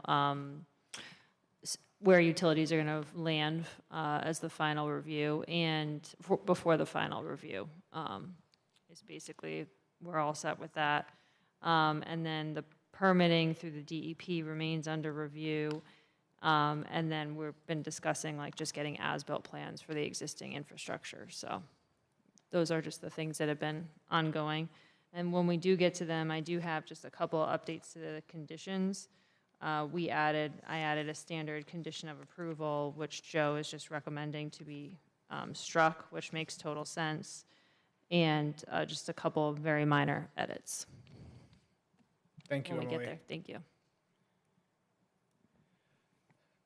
Mr. Frank, anything additional you'd like to add? Just real quick, Mr. Chairman, if I may. Again, Sean Frank with Saco Technics. Elliot Chamberlain's with me as well. As Emily stated, as you recall, when we were in front of the board last time, one of the big discussions in our standpoint was discussing the sewer service to the lower units and specifically how that impacted Waterfall Drive due to the depth associated with it. We had proposed pump stations at that point in time. We were working with Howard and Joe on those. We think there's a compromise solution now that allows us still to go gravity, if you will, and to work it out that way. We've been working with the two of them. Certainly appreciate their time. They've been real good working with us in terms of the details. It's always, the devil's always in the details, but we think we have a solution that hopefully is to everybody's satisfaction. And we do have a meeting with Joe out there next week to go through his punch list items in terms of Waterfall Drive. Obviously, the intent is to try to wrap that up. And we have been finalizing the as-bills. If any of you have ridden by there, you've noticed some curbing recently went down on Waterfall Drive. They've revised the drainage from Route 1 down to Don Marie. So we had to just make sure that we had that incorporated as well. So that those are in pretty good shape. And again, we'll get those to the city engineer for his review, understanding obviously that the final step of that will be taking care of the punch list items associated with the city engineer. We've gone through the conditions of approval and the findings of fact, and we're comfortable with them, Mr. Chairman, if the board is. But aside from that, we'd be happy to answer any questions that the board has. Thank you very much. Great, thank you. Any other questions from the board members for staff or the applicant at this time?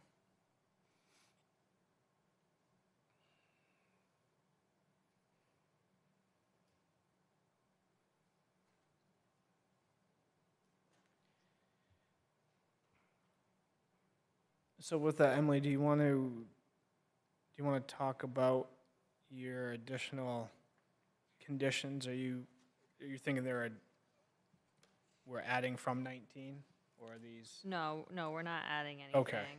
The conditions you're talking about are already in here.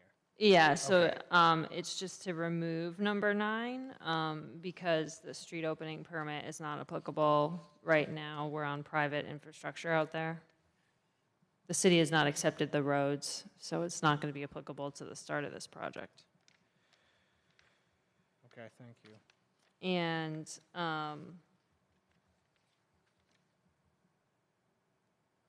on number 12, just after not be buried, it says within areas shown as right-of-way. That, again, that's a standard condition language, so we would just say buried within the site, period. These are very minor changes. That was condition 12, you said? Yes. So it would read, some shall not be buried within the site.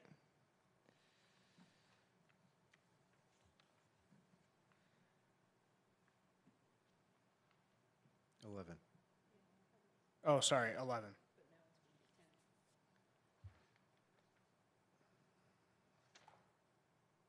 So Yes, number 11. Okay. Yep.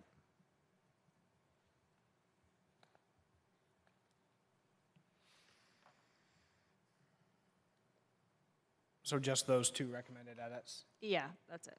Okay, thank you.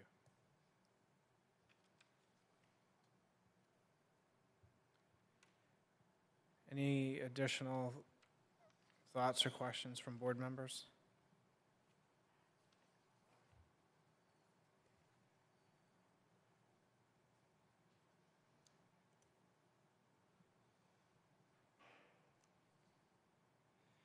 Jim? Mr. Chair, on the findings of fact, Yes. it seems like there's a sentence at the very end of finding of fact 6C about us asking additional questions. I don't know if any board members have any additional questions about compatibility with neighboring buildings. I'm satisfied with the proposal as it currently appears, so I don't have any additional questions. I don't know if any other board members do. And then there was 6I that talked about the very last sentence, remaining comment remains about the sidewalk design to the city traffic's peer reviewer.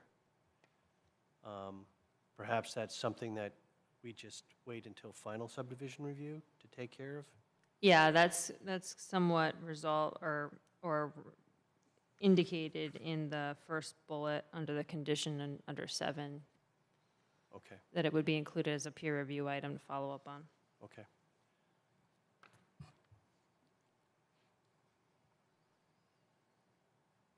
All right, thank you, Jim.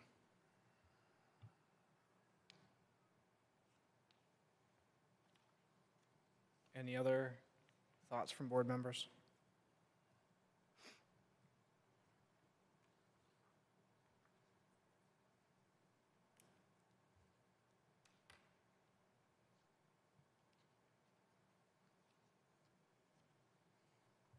Well, Mr. Chair, I make a motion to approve the proposed findings of fact with that edit to paragraph 6C, eliminating the last sentence of that paragraph. The board can ask any additional questions. Thank you for the motion, Joyce. I'll second. Jim, thank you for the second. So motion made and seconded to adopt the findings of fact as presented with the amendment to item 6C to remove the last sentence of that paragraph. The board can ask any additional questions. Any additional discussion from the board? Those in favor, Matt? Yes. Jim? Yes? Carrie Lynn? I continue to abstain. Joyce? Yes. Jeff? Yes. I vote yes as well. Motion passes 5-4, one abstention.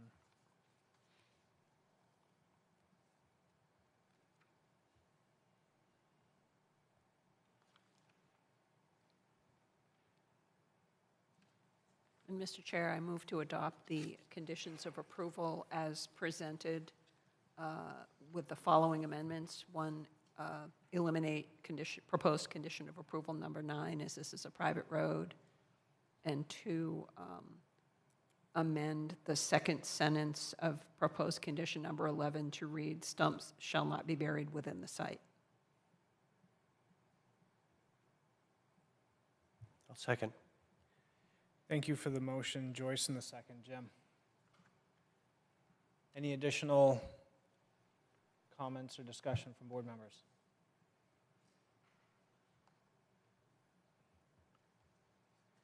Those in favor of the motion, Matt?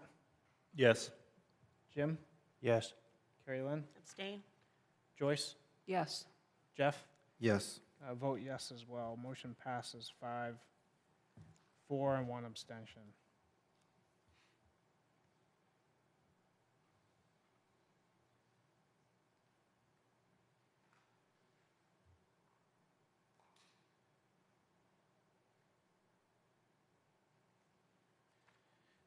So with that,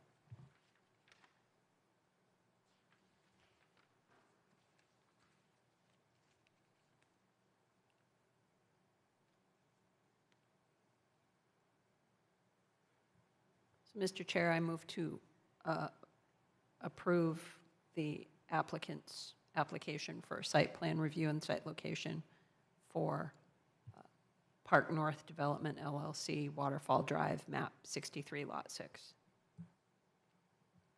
thank you for the motion, Joyce. Second. Second by Jim, thank you. Any additional discussion? Those in favor, Matt? Yes. Jim? Yes. Carrie Lynn? Abstain? Joyce? Yes. Jeff? Yes. I vote yes as well. Motion passes 5-4, one abstention. Thank you. We thank you for your time. We appreciate it.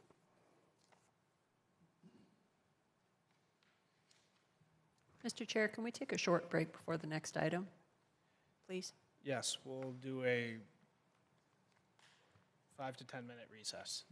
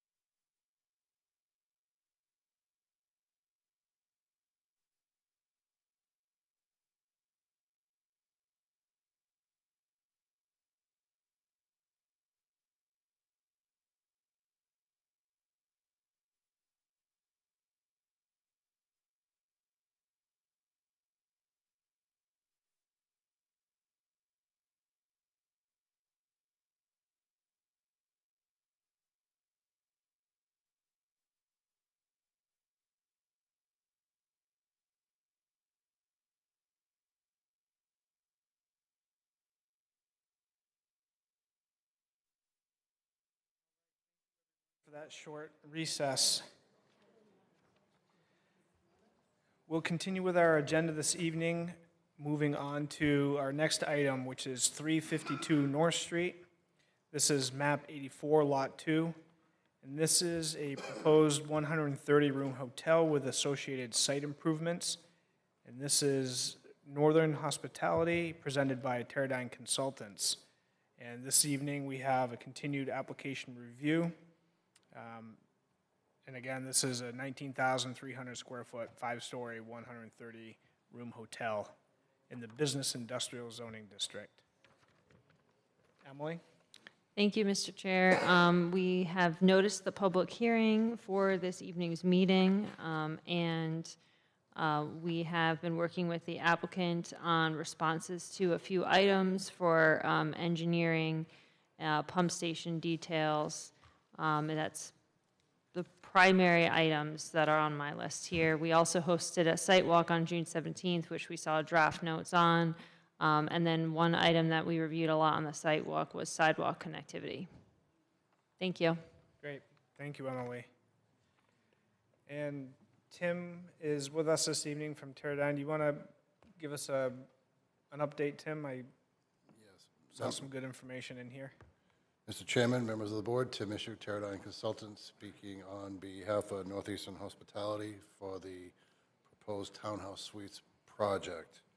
I'll start this meeting by saying that thank you, all of you who attended the site walk. That might have been one of the most productive site walks I've ever been on. So I thought that was very helpful. There's a lot of moving parts to this project, and I just think it was a great opportunity for the applicant to be able to communicate with board members about some of the things that are going on that property. So thank you again for that. We have come a long way on this project. We are basically waiting city peer review approval on the traffic study. It appears that all of the items are finalized, and it's just basically down to the last peer review, which has happened. There's been several iterations on this. So I think we're down on the final on that. We had submitted the pump station spec quite a while ago. And, now there's some review comments that are starting to come back. There's a meeting scheduled for next week with the Waste Recovery Department and planning staff and myself to find out where we are and what's left. Essentially, because of the flow rate that has been approved to be discharged to the city system for this project, that the Waste Recovery Department has decided that they want to own the pump station. So we're working through that aspect of this project. So that obviously requires that the specifications have to be specific to the city, and we tried to submit to achieve that, and we might have failed a little bit. So we're working through that process. So traffic pump station, as you're aware, there are issues with XL Sports on maintaining flows. I'm in receipt of peer review comments from Public Works, from Joe, this week, and a lot of the items have been pared down considerably. Stormwater management for the project is essentially approved. There are no additional comments on that. And most of the other comments were pretty normal in nature and just kind of cleaning things up for the most part. One of the issues Public Works did have was showing more detail for the pump station on the design drawings and get them off the package that I submitted to Waste Recovery and provide more detail on demolition. Now again, now we're all familiar with the site. We've talked about the spaghetti system of utilities, and certain utilities need to stay in operation, certain utilities need to go, and things like that. So there was requested to try and provide more information. It's probably been my hardest task on this project so far, is trying to figure out demolition plan. But regardless, otherwise, comments had to do with the fire department. So I think in your packets, you are all had an opportunity to review the discussions this week and last week between me, the fire chief, and Joe. And the conversation obviously did delve into potential expansions of the project that we are working to address. But at this time, for consideration of this site plan, I believe the fire department is all set with how we are approaching this project. From that aspect, we're just waiting for final comments. So otherwise, what we have is the site plan. The site plan hasn't changed too much from the last submission that you saw. I'm trying to think. So one of the comments is, as far as the pump station goes again, if we all can everyone see where the pump station is? You can try and zoom in a little bit. It gets a little jumpy when you zoom in. So the pump station is right by the dark area. I'll try and zoom in one more.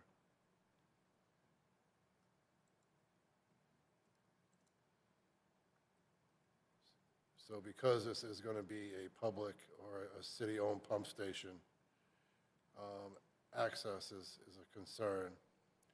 So as we can see, while we're in this area, this is a good area to talk about. So the parking spots for the 9 or 10 or 12, that's going to be for employees, so they can walk across the street and enter through the back areas of the hotel. Then what we've done is we've blocked off some of the parking to be held in reserve. And then we've got the no parking area. So what is that that's for? So this site plan will be provided, the recorded plan will be provided with easements for city access to the property. And this is for the ton trucks with the back loaders on to have their own parking and keys and access to the pump station area so they can perform routine maintenance, inspections, what have you. And so I've got comments from Public Works on that, and so we're working through that process of when we do turn this over, that everything meets their satisfaction for having access to the facility and not being, we don't want them mixed with the general public for parking. And so the loop road, once again, is planned for public service and maintenance only. So all public will be directed to the main parking lots with signage and whatnot. So that is just for public safety and maintenance right now. The area out behind the existing Ramada, as we talked about during the sidewalk, will just remain at grade and in a grass situation for now. There are no wetland disturbances on this project. We have taken our due diligence on that. And so everyone's kind of familiar with this project. So in addition, while we're here, let me go back towards the pump station. I have another slide, and it's in your packet for the sidewalk concept plan that we talked about going out to 112 that we'll switch over to. But while we're looking at this plan here, which will be revised, that sidewalk, our intent is that sidewalk that goes over XL Sports that we walk through will be shut off, will be fenced. There will be still lighting in that area that has to do with the pump station, and the landscaping remains, and that's basically the start of one of the stormwater management areas. So we will just be discontinuing that sidewalk because as we walk through, it's not a safe situation when you get to the other side, and it's just not good. So I'm going to switch over to slide number 2, since I know this is, we had quite a conversation on this. So what we have is we have a Route 112 out here, and we have the Main Turnpike Authority sidewalk that terminates here. So we are proposing to extend that sidewalk into the property, and to have people to walk around just one way and get to the front of the hotels. So there's no sidewalk along the maintenance, public safety, we don't want any public interaction that way. It's all directed towards the front of the hotels. So as we had said, I'm not showing on this plan, but there's a wetland in here and whatnot, so it will take us time to design and permit that. And so as part of the discussions, the applicant is proposing that, or wish that this could be a condition of approval tied to a certificate of occupancy for the hotel. So that will give us time to permit this project and design it and get it constructed. The construction of the hotel is estimated to be about 14 months because of the modular block construction. So that 12-month period window will allow us to design and permit and construct that part of the project to satisfy the discussions we had during the site walk. So that is something we would like to have conditioned. At this time, I would like to turn it over to head architect Steve so we can talk about the hotel, unless there are any other questions about the site aspect of this project at this time. Board members, any questions at this point? No? All right. There are complete photometric plans, and then we have submitted cut sheets for lighting, and so I'll turn it over to Okay. architecture.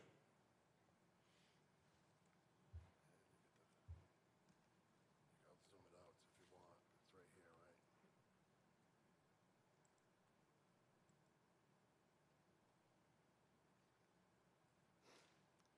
right? Good evening, everybody. I'm Steve Roy from Weeman Lamphere Architects.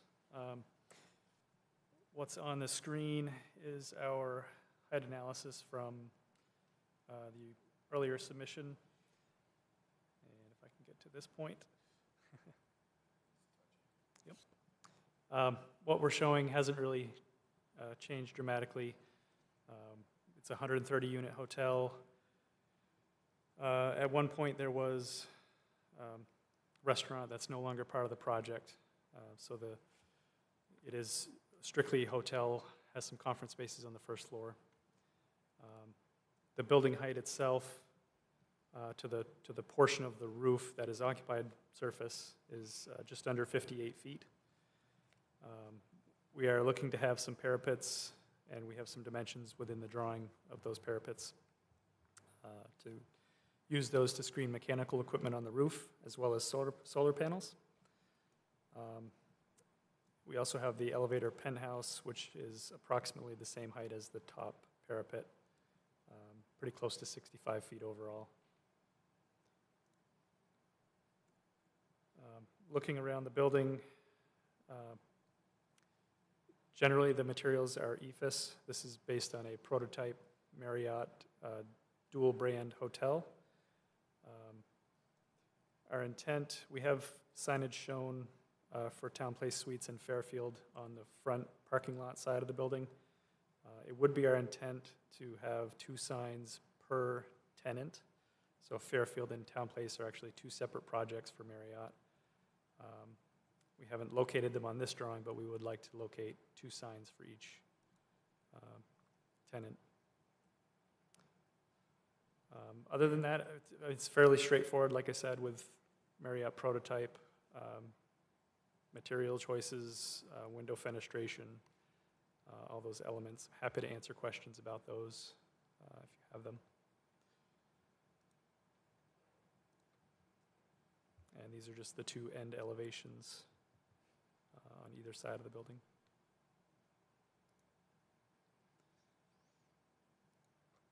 Great, thank you. Any questions from board members? Steve, I know while we were on site, we did talk about and we asked about that north elevation and any signage along there. I think there was, I think Jeff had brought up a question that I thought I recalled seeing it as well at one point, but some signage along that. Yes, we did at one point submit a draft. I'm not certain that it's in this packet tonight here, but it was lower as people drive with their car, a little bit more somewhat directional, but could be placed on this lower portion of the building. Or alternatively, it could be placed up high, similar to the south side. Okay. So that, once you determine that location, we'll see revised drawings on that. Yep. Okay. Any other questions for the applicant at this time?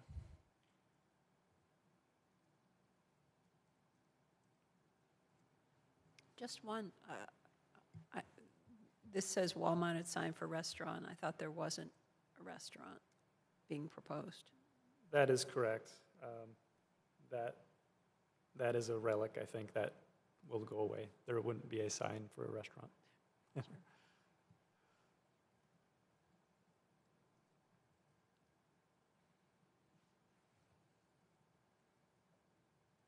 All right, thank you. Thank you.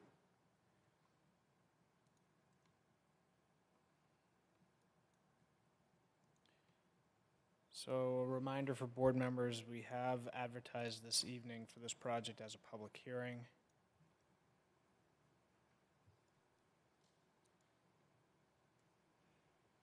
Mr. Chair, I'll move to open the public hearing. Second? Thank you for the motion and second. Any additional discussion? Those in favor of opening the public hearing? Matt? Yes. Yes. Jim? Yes. Carrie Lynn? Yes. Yes. Joyce? Yes. Jeff? Yes. I vote yes as well. Motion passes 6-0. Please, if you're here to speak on this item, please come to the podium and state your name and address for the record. And we will collect questions altogether, and then we'll present them back to the applicant or city staff as necessary.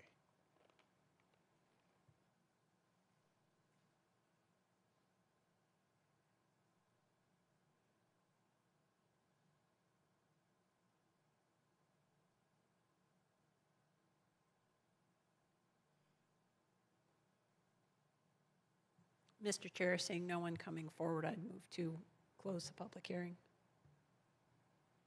Thank you for the motion, Joyce. I'll second. Second by Carrie Lynn. Thank you. Any additional discussion? Jim?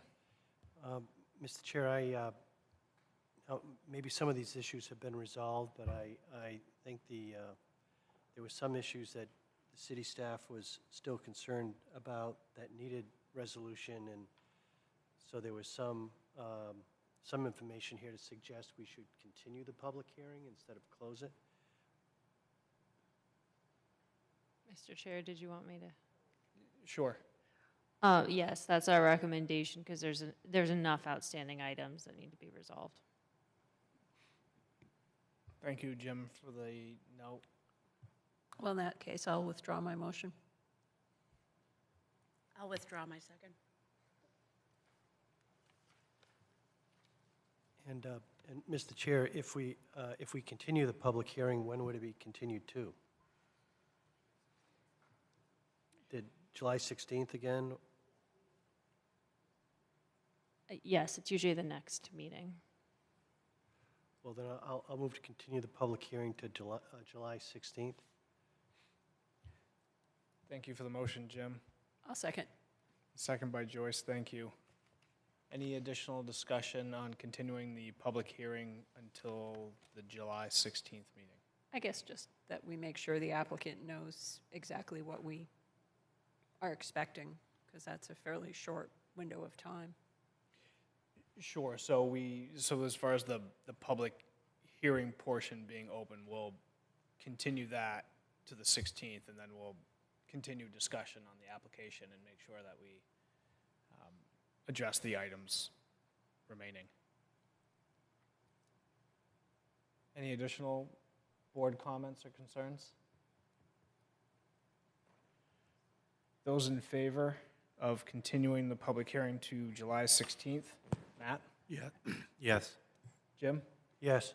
Carrie Lynn? Yes. Joyce? Yes. Jeff? Yes. I vote yes as well, 6-0 to continue the public hearing to July 16th. All right, board members, as far as updates for this evening, any questions on some of the outstanding items, comments from city engineer, fire department? I believe the applicant has addressed a good portion of these, is continuing to working through. Perhaps we addressed the more specific item we spoke about during our site walk, that being the sidewalk out to North Street. And the police department mentioned that in their peer review as well, or in their department review.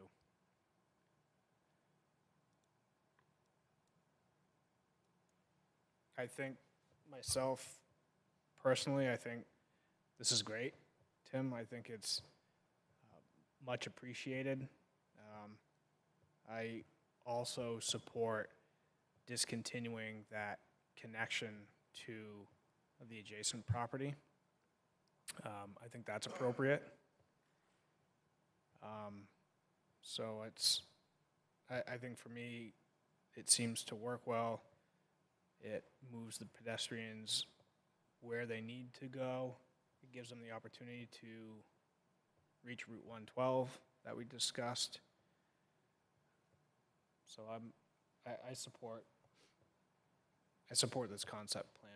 Not sure. Yeah, and for those who weren't at the sidewalk, I mean, the major issue with the sidewalk to XL Sports is people would come out in the middle of a parking lot and then would be walking behind rows of cars through a parking lot, as opposed to along a road on a sidewalk.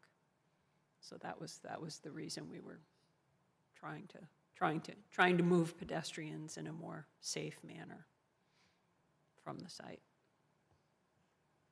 In a more intuitive manner, because you don't necessarily know where you're going when you get to the middle of a parking lot.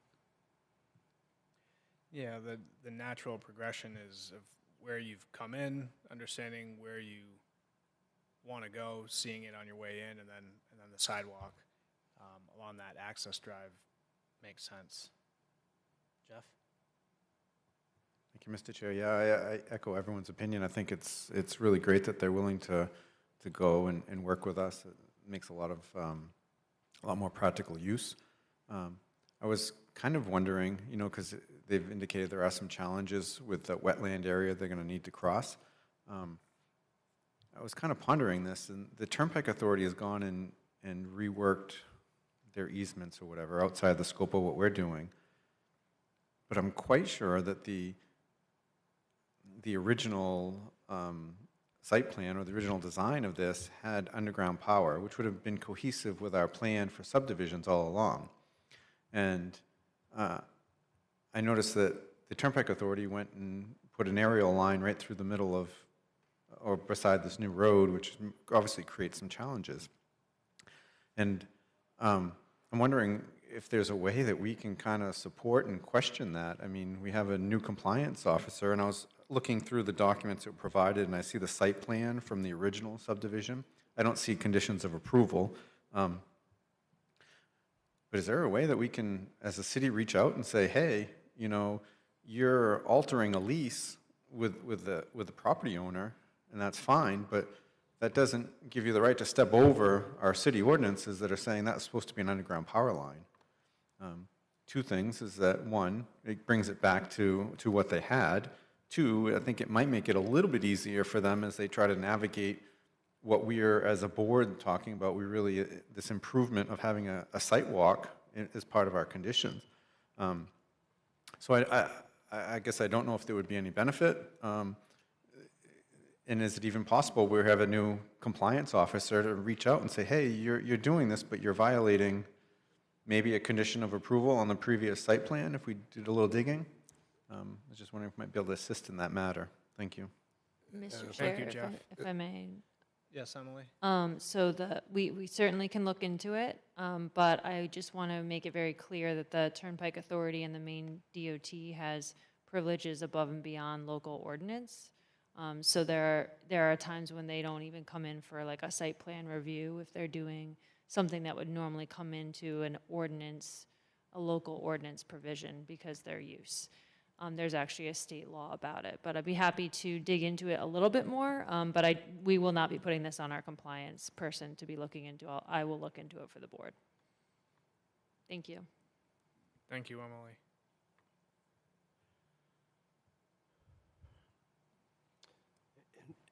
Mr. Chair, I'll just echo everything that you and Joyce and Jeff said about the sidewalk. I was so pleased to see that conceptually in the plan. I think it's going to be so helpful, and it makes so much more sense than that,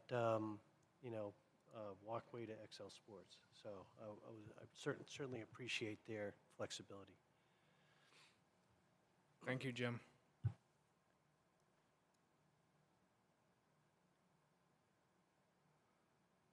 So, Mr. Chair, maybe on a little different note, Yes. I just wanted to touch base. I mean, I think that they're obviously willing to work with us and go through, and there's, obviously a huge commitment to our community to invest this into our community. Creates a great platform for additional businesses to grow when we have housing or lodging like this. They recognize some of the efforts of our marketing of our community, and they're committing to that. I think that's great, and hopefully we can work kind of hand in hand to make this process work well. I know that there was some concern about building finishes and stuff, but I kind of look and say, well, it meets the criteria, break up, and that's kind of their branding. That's one of the things with national chains is you want it to look kind of the same so you know what experience you'll have. I was just kind of wondering if the applicant might be willing to entertain a condition of approval that we have a little extra meat, that this facility could never change to a long-term type use or to multi-family housing. I know zoning would prohibit it, but we've had some experiences that are not necessarily as positive for our community as this facility will be for industrial growth and tourism and recreation. And I was wondering maybe if they'd be willing, maybe we can work up some condition of approval that might say that there'll never be extended stays over X number of weeks or mass acquisition of space for periods over a certain amount of time. We had almost an identical facility in our, that's no longer this type of hotel space. So it might be an opportunity to just continue our commitment of working together if they might entertain that as a condition of approval. Thank you. Thank you, Jeff.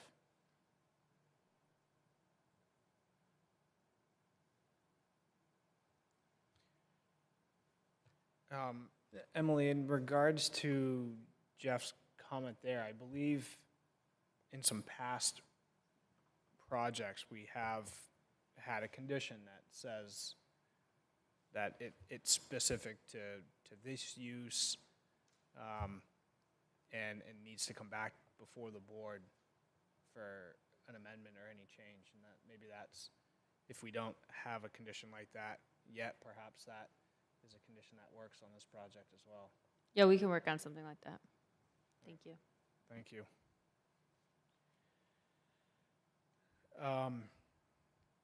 Any other questions for the applicant? The applicant did mention, as far as that sidewalk goes, a condition of approval along the lines of permitting and completion of that pertaining to a certificate of occupancy for the project. I can support something like that. Not sure how other board members feel, but given the applicant's willingness to to take on that endeavor and really go the extra step here and really making it great. I think that works. Jeff? Yes, I would be in 100% support of that too, particularly when they tied it with the occupancy. I mean, it's definitely a positive, and they deserve that time to complete that, and I think we all agree how much better that site will flow for the use, so I would support that as well. Great, thank you. Any other board member questions or concerns? So, let's see here. Can I just ask, because Yes. I was not at the site walk that day, but I did read the notes, but I was not there for the discussion. They're eliminating the walkway from the hotel to XL, and the sidewalk is great. I think that's wonderful. I'm just concerned about families staying in the hotel that are playing a sport at XL. They'll have to walk all the way around, back, and then back through the parking lot to get to the building. Where if they're staying at the hotel, they could just go through that back sideway to the front door. I don't know if that was brought up as a talking point that day, but that's just something I was looking through this that's kind of concerning, because that parking lot can be very busy at times. So if you got a family of 4 with a stroller and they're walking through, where they could have just cut around and gotten to the front of the building. Yeah. No, that's a good question, Matt. Emily, is it possible to pull up that great aerial that you had as well? So that area, Matt, when you enter the site for XL, it's pretty dark and overgrown. It's gravel in that back area. It's not well kept. It's unknown how the snow storage in that area is handled and dealt with as well. So as that new sidewalk is proposed, there's a little turnoff into the curb cut for XL. So during that site walk, our experience was that was a much more open, well-lit, and safer way to access that area. I know the proximity to the front door is fairly short in that area, but how you traverse that area, it was not really ideal. So that was sort of a big portion of it. So that, Emily, if you were to zoom in a little bit at that left-hand curb Mr. cut. Chairman, if I may. Sure, Tim. Again, the big part of that conversation during that sidewalk was the fact that the applicant has no commitment from Excel Sports for any monies for anything on this project whatsoever. Down to utilities, to site improvements, nothing. So the property line stops in the middle of that sidewalk. The sidewalk, I'm looking at this picture here. Right about where you see the trees, Matt, the applicant only owns right to right that. about to the trees. Okay. And then XL They own the rest has of it. apparently no interest in maintaining the rest of that Yeah, walkway. and it's definitely not I wouldn't say that's a nighttime space to walk through. I would agree with that. Based on but it's, yeah, okay. So that was the restrictions. Yes, you can see that green vegetative area along that access drive. That's the area of the proposed sidewalk, and that's, Which is great. I mean, that's a great, I think that's wonderful that you're putting there. At the end of the day, if the XL is not going to contribute anything to that other space, then it is what it is. yep. Good question, though, thank you. Mr. Chair? Yes. If I could echo Matt, yeah, it is not the type of place that I would want any of my loved ones walking. And the other thing that I noticed is that when you're walking on the new roadway, it's really relatively close to the entrance of the hotel. Without the overlay on that, it almost seems like it's much more intuitive to be walking up that roadway to get to their kind of main entrance without going into like a side entrance of a hotel. So I think that 100% it makes more sense. Because that's where the new hotel will be laid out right there, so that it is closer to the road. Yep. Yep. Okay. That was my concern, but I think it is what it is with XL.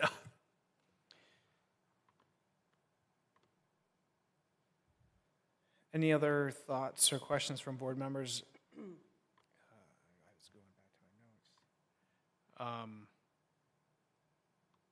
I don't have any additional notes myself above and beyond those from city staff.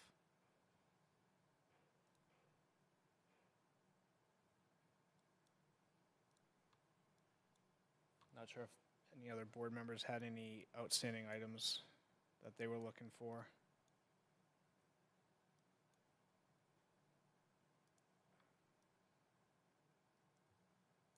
So if not, perhaps a motion to continue application review to the July 16th meeting. So moved. Second.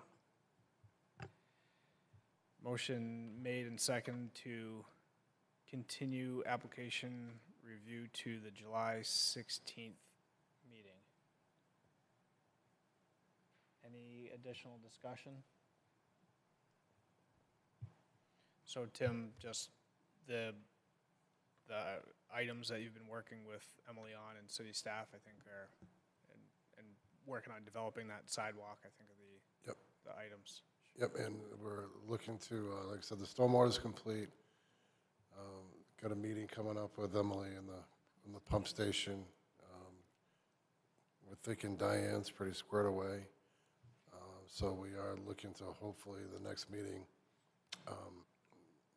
move this along, because the applicant is with financing and whatnot in the situation where groundbreaking would like to happen before the winter season. Sure. And there is, the applicant does have architects and engineers still working on potential future phases for this, but that is currently ongoing. Sure. So eventually, we would like to come back for a site plan amendment at some point.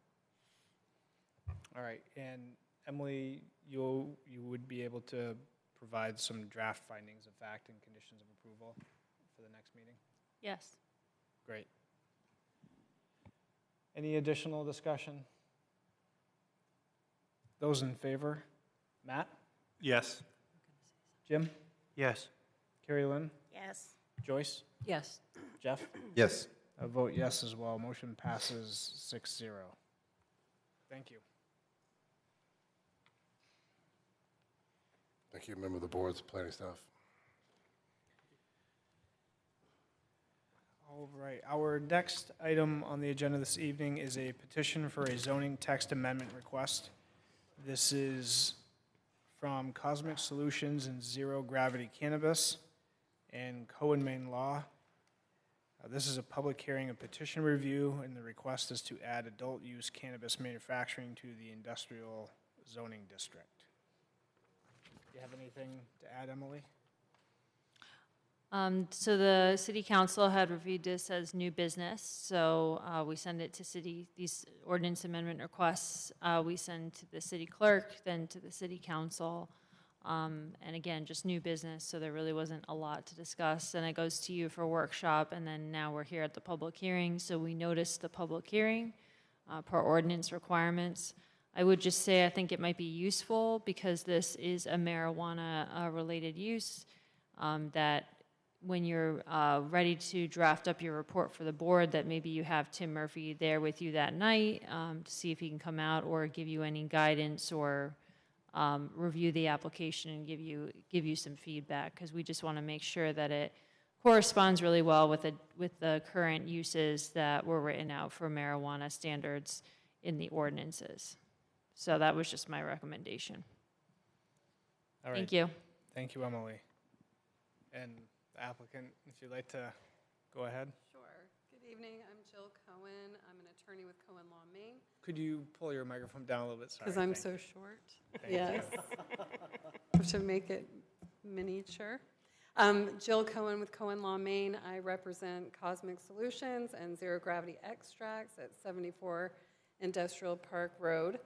Alan Myers with me tonight. He's one of the owners and licensees.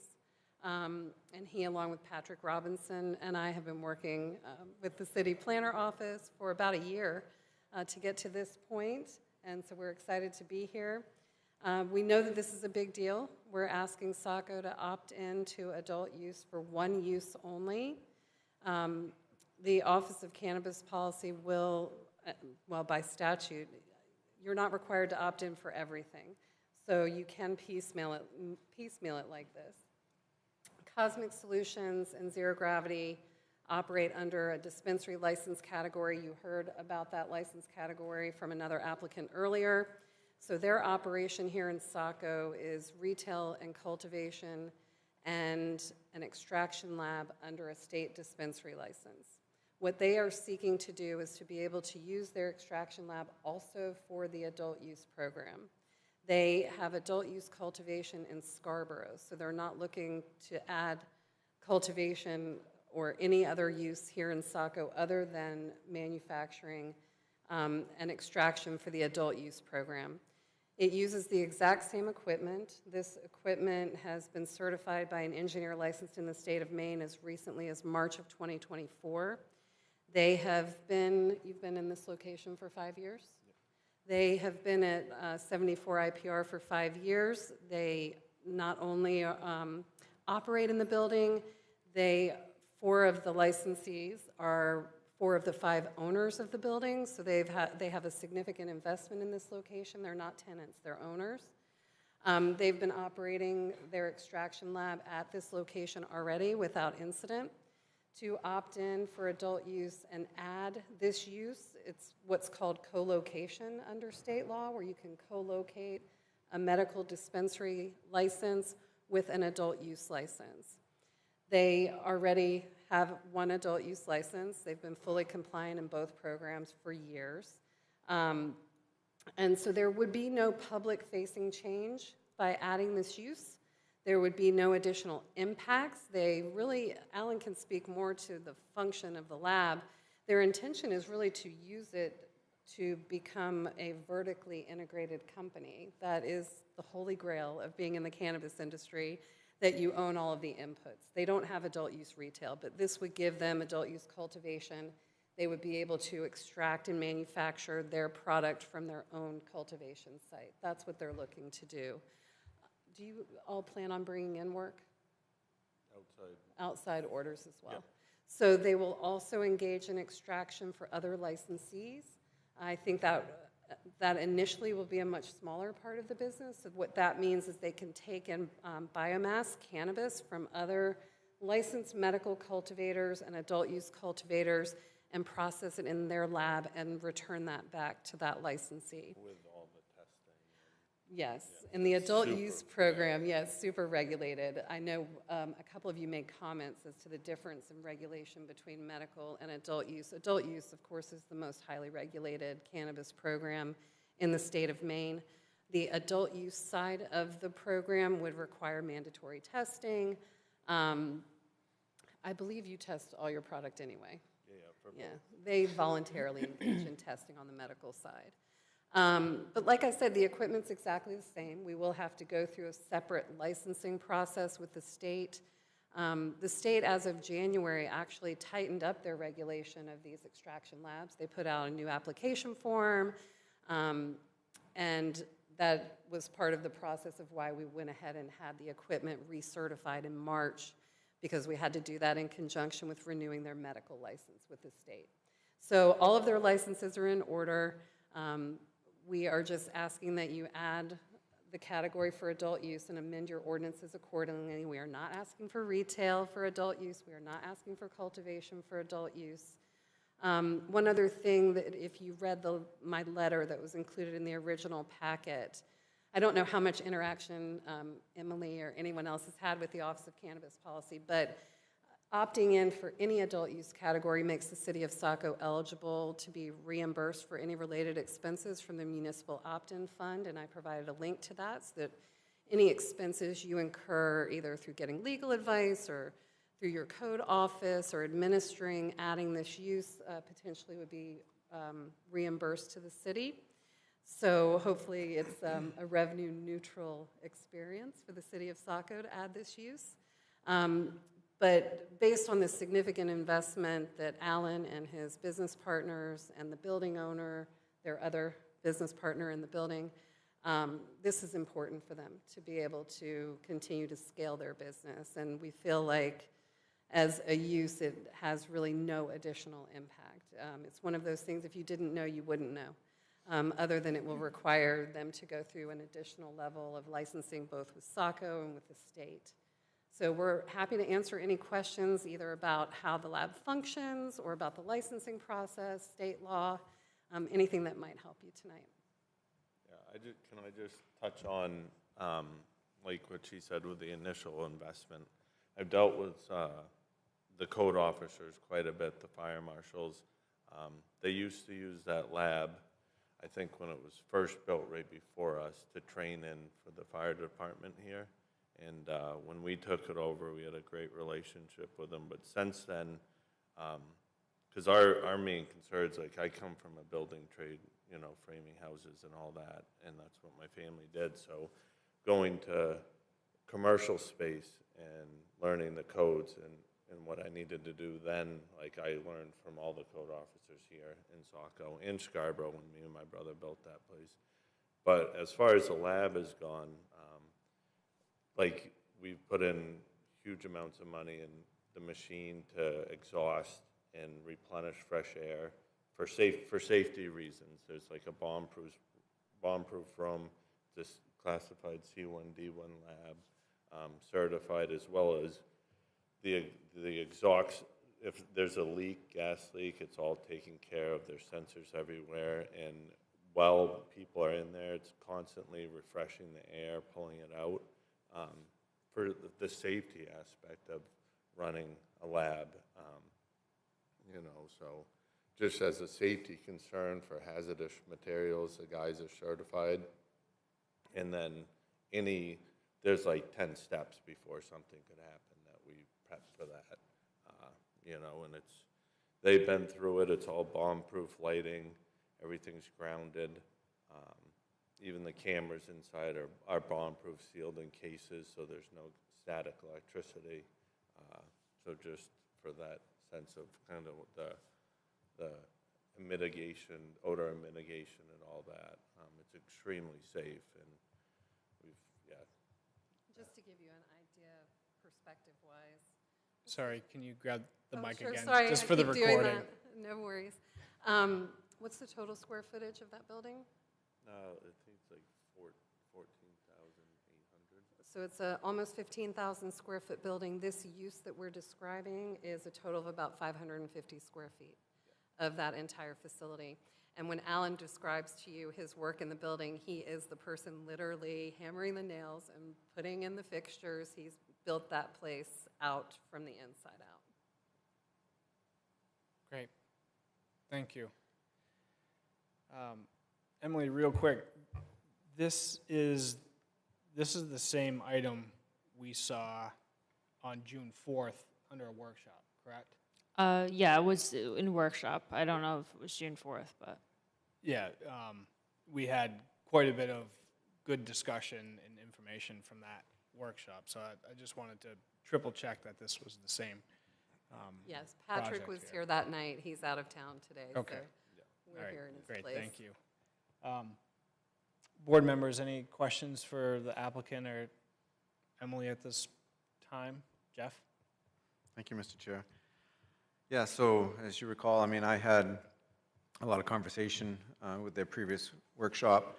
I think it shows this type of business, at least with my experience, the level of commitment and investment they have in our community for this type of equipment, and the hazardous location environment, the build out that they have to do is, you know, it's astronomical in regards to the cultivation and grow facilities. You know, I talked about, you know, the personal property tax revenue that can come out of this. I mean, we're also talk about potential hazards, which is why the code offices are typically so strict on these, the classification and the flammable and the volatility of what goes on there. So I was just kind of processing this, and it seemed like at first when it was presented to me, it makes kind of sense, right? They've already made this huge investment, and this allows another function of utilizing their investment for revenue. The part that I kind of stumbled upon, because I wanted to make sure we were doing our diligence, is I reread chapter 168, particularly 168.3, which is titled Retail Stores, Marijuana Testing Facilities, and Marijuana Manufacturing Facilities. So 168-3A, Testing and Manufacturing Facilities. The city expressively prohibits the establishment, operation, and maintenance of marijuana testing facilities and marijuana manufacturing in any place within the city. This subsection and the prohibition herein is intended to apply to both recreational and medical marijuana. So it kind of caught me that wording was in there, but it seems very bold that their intent is none of this high-tech manufacturing. I mean, what the extraction is the manufacturing process.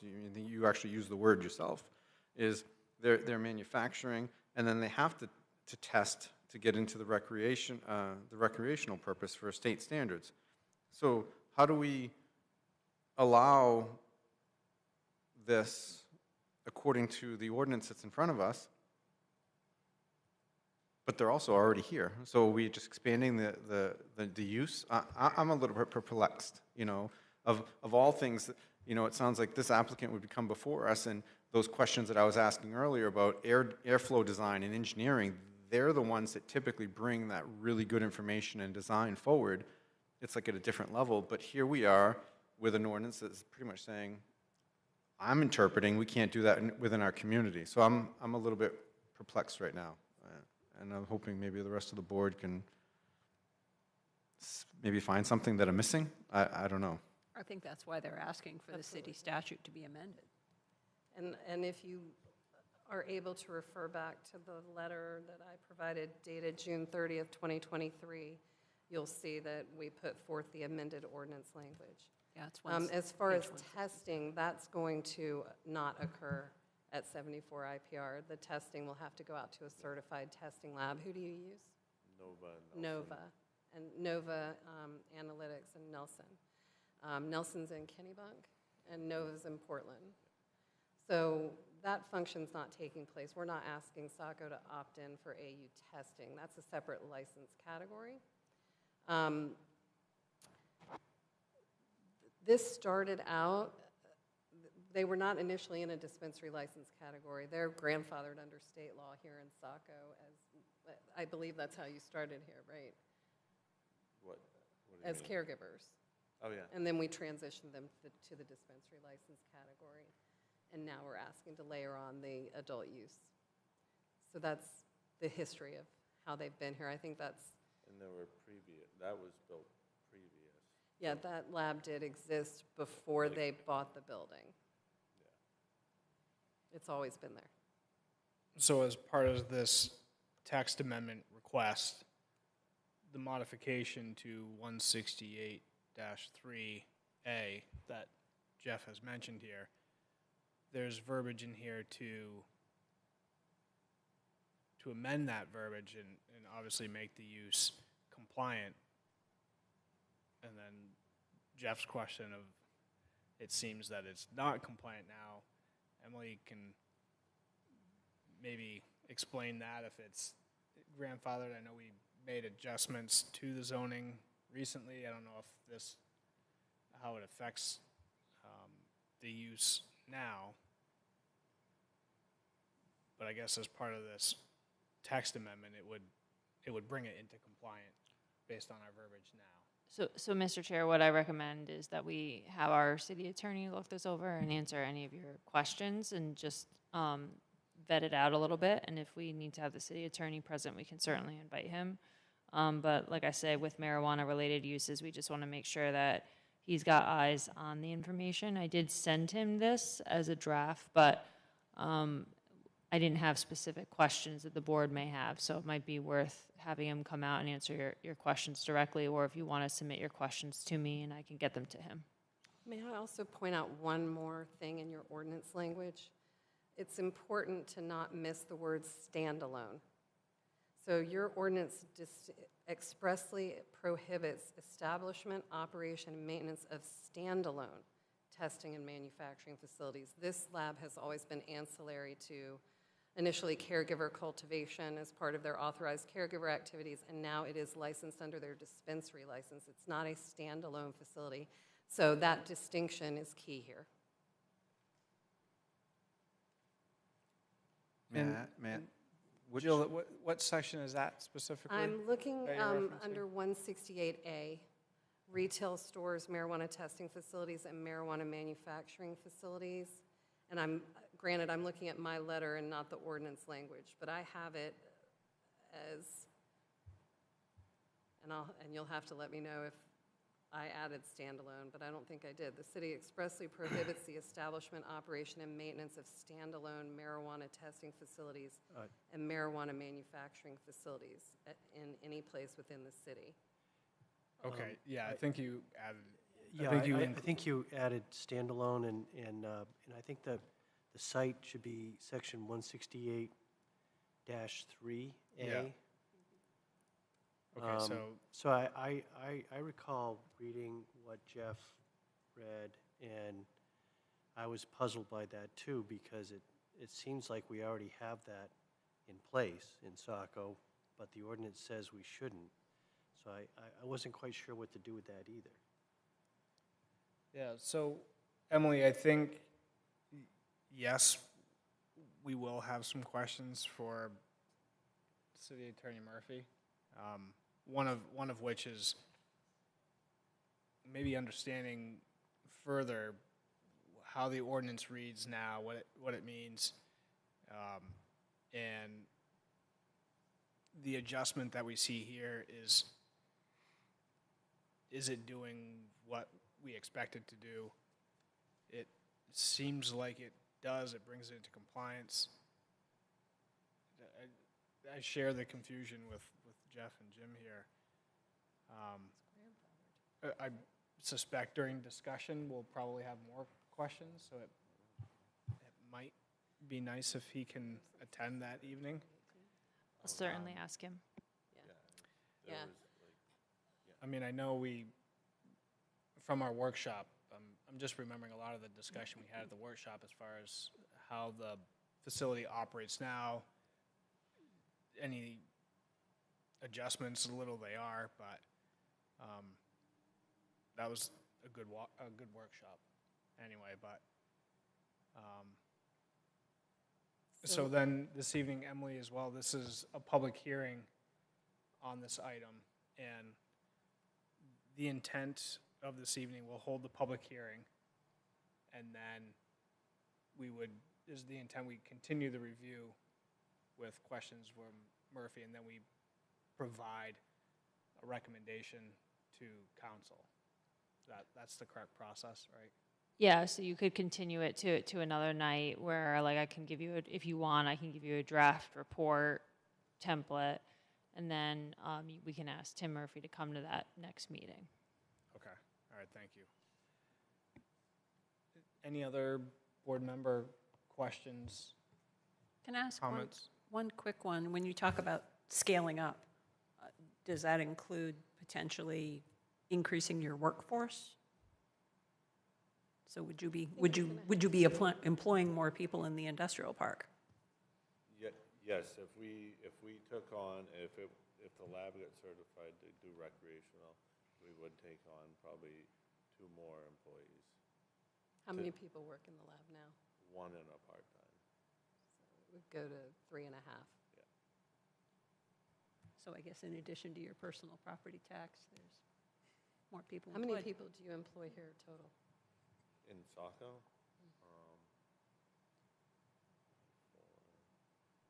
I think I counted like 16. Yeah, so right now they employ 16 people in the entire facility. And just one more clarification. Like I said, so they're licensed under 168-4 here in Saco. Their IHS lab is part of their dispensary license. This lab, like we said, has been here for a long time, and I believe it originally became licensed in Saco, and it is compliant. It qualified under the state law grandfathering date because it was in operation with permits in place as of December 13th, 2018. So that's how it originated here. So I didn't want to get down a rabbit hole in the wrong direction. Sure. Because I felt this going off the rails a bit. Yeah, so I no, wanted to it's- just remind everybody that is how this lab originated, because there is a state law grandfathering date for caregivers that they qualified for. They've been here that long, and so then No, we So we weren't here previous. Oh. but the lab was here. Yeah, so the way it went, we had the facility in Scarborough, and AAA Energy, who's a big HVAC outfit, found me and my brother, but they took care of this building here, and the previous 3 growers, or first the builder, who outfitted half the building and dumped a ton of money in and couldn't grow, failed, and that's when the lab was built. So I think it was, I want to say 2015, 2016, and then John Provost, the landlord, went through 2 more people, and he lost a lot, and then found me and my brother, and we got it up and running. So the building itself's been there, and then all the previous additions inside the building, you know, we took out permits and did that and did it through code and built that out, but the initial lab's just been upgraded for safety. Like the C1D1 lab was previously built, just a new engineered machine was put in, you know, electricity, you know, wiring, and then the big thing was the air movement, the air exchange system. All right, thank you. Yeah, we understand the law's moving quickly and changing and evolving, and maybe the ordinances don't quite keep up as quickly, and there's a lot to it that can get confusing pretty quickly here. So, Yeah, it is. So, Mr. Chair, I just want to make sure I understand. So it sounds like the approval for running the facility as you have it right now was done prior to the city enacting its ordinance. So it's been approved under state law to continue that operation. Is that right? It's a little As a more nuanced dispenser. than that. So the facility, the lab was in existence till 2015. So the location could be considered grandfathered under state law. The state law grandfathering date was December 13th, 2018. A lot of laws changed in 2019. Today, they are licensed under your dispensary ordinance. So it's really under 168-4. And so if you look at, you have a local authorization form on file that mirrors their application, and they have to check a list of authorized activities under their dispensary license. The lab is under their dispensary license now. I see. So that answers the question that Jeff and I had as to why 168-3A wouldn't prohibit the existing operation. Correct. It is one of their authorized uses under their dispensary license under your ordinance 168-4. And it's to what you said, the laws have changed a lot, and so the ordinance doesn't necessarily keep up, because as of prior to January 1st, 2021, dispensary meant something very different. There were only 8 allowed in the state. They had to run as nonprofits. Then as of January 1st of 2021, they really opened up that category. They removed that 8 license limit. They lowered the license fee quite a bit, and then they sort of changed the whole process on a dispensary where you could put up to 2 separate locations under one license, so long as only one was a retail store. And then you check the box for your authorized activities that are licensed under that one license. In January of this year, they did make us do an addendum to that dispensary application that is specific to the lab, because they're stepping up their regulation of these labs. And so they wanted to, they're making sure all the labs have been recently certified by Maine State Engineer. So we believe we are fully compliant both in Saco and at the state level. If I can, Mr. Chair, Yes. I just want to clarify that this board had different board members on it back in October 2022, but there is a conditional use approval for the registered dispensary at 74 Industrial Park Road. So I don't think that that is the question. It's a good question to answer how the ordinances interact, but whether or not their existing use is fine or not probably is not the topic. I'd probably recommend that you focus more on like the ordinance amendment. It's going to be something that's allowable the way it's proposed in all of the industrial zoning districts. So if there's any like impacts that you want me to bring back to you or anything that you would like analyzed, anything relative to the comp plan, anything like that, because this is not just specific to this site, it's a zoning text amendment specific to the entire industrial district. So just maybe focusing district-wide would may be helpful. Yes, that's on my list to address and have you maybe help us with a brief summary on that. And I agree, not focusing on how it's met now. I know things change quickly. Just trying to understand and wrap my head around how it's a dispensary now, but then now how it falls under a different section, and it's all seems overly complicated.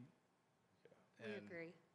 But I am going to go ahead and email to Emily right now in case the board is interested, the most recent engineer certification for the lab, so that you can take a look at that if you find that to be relevant. So that would be good information I'm going to to have send on that hand, along yes. right now. So you should have that in your email.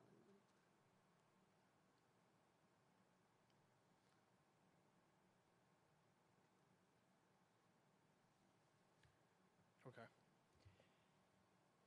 So this evening, this is a public hearing on this evening, so we should maybe proceed to open a public hearing. I'll move to open the public hearing, Mr. Chair. Second.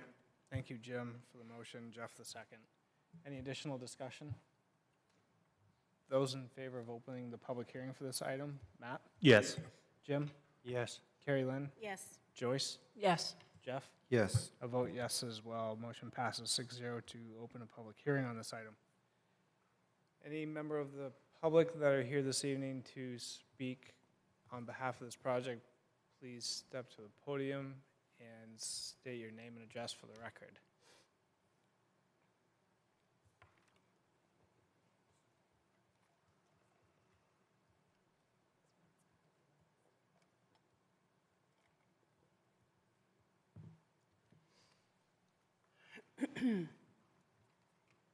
Mr. Chair, if there's no member of the public speaking, I guess at this point, the question is, do we continue the public hearing until the next meeting so that the city attorney can assist us in making whatever findings we need to make for the city council? Yes? Then I'll move to continue the public hearing till what date? Well, we will have a lot of things on July 16th, so we'll have to shuffle around. So July 16th or until scheduled. All right, let's I'll try. second. We'll try July 16th. A second? So motion, any additional discussion? Yeah, I was just thinking maybe not set a firm date, and because we do have a lot on the next meeting agenda, and give the city attorney time to kind of review this was kind of my thought. Did you want to have it on the first meeting in August then? That's fine, sure. Okay. What date is that, Emily? The 13th, right, Lisa? Yeah, 13th. That's the first one? Wow. Guess I missed the. We moved it for National Night Out. So motion made and seconded to continue public hearing to the August 13th meeting. Those in favor, Matt? Yes. Jim? Yes. Carrie Lynn? Yes.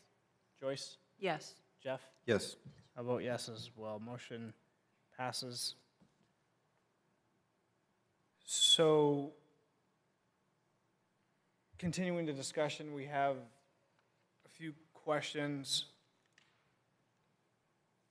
City Attorney Murphy is going to provide some input along with a draft report from Emily's office that the board can review, edit, modify as we see necessary. As far as that, board members, any additional thoughts, questions, or concerns on any of this verbiage specifically? I know we spoke about 168-3A to Jeff and Jim's concerns. A few amended items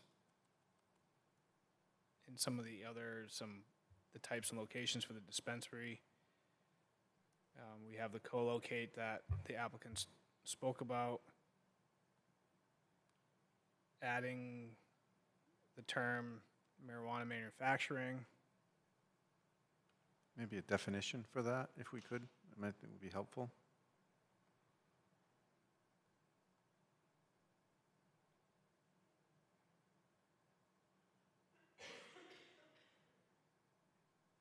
Okay, and then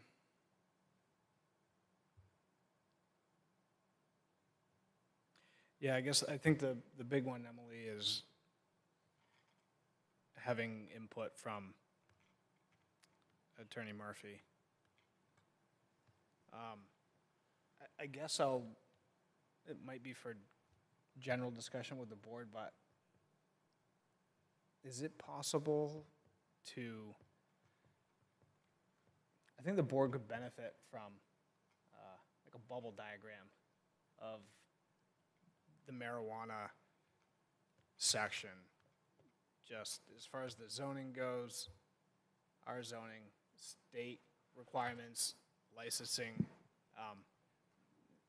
actual process, how owners and cultivators and applicants actually run a facility. We have all these definitions, yet it doesn't seem that there's one person, tenant operation that's doing one. We have all these single pieces, but no one seems to do a single piece. There's multiple activities happening at once, and just trying to understand the relationship between them all, I think might. Yeah, we can do something. I don't know if it's going to quite be what you're envisioning, but we'll do something with a visual. I'm not sure. What Bubble diagram, is that what you I requested? said a bubble diagram, yeah. Okay, just want to make sure I heard that correctly. You're also welcome anytime to schedule a site Yeah. visit if you'd Sure. like to tour the facility. Thank you. I mean, we have every different department like that you could think of in that one facility. Yeah, thank you. Yeah, I'm not sure what I'm envisioning, Emily, just understanding a relationship between all the pieces and parts and how one phase to the process relates to another.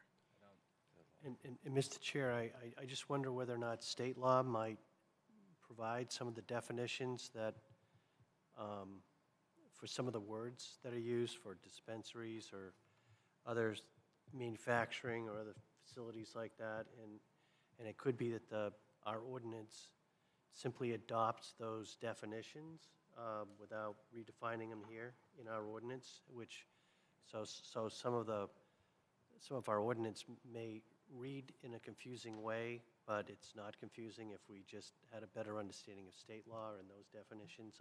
I don't know. Yeah, no, that's a good point, Jim. Yeah, Jill, is this proposed 230 to 103 The definition of I provided. marijuana manufacturing. I assume you didn't just state law. make that up out of whole cloth. No, the letter's over a year old, but if I remember correctly, I lifted it from state law.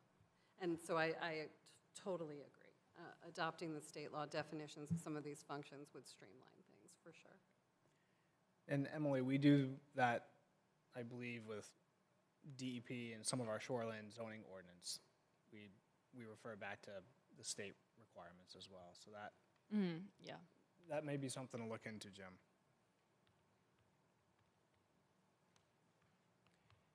All right, any other thoughts from board members?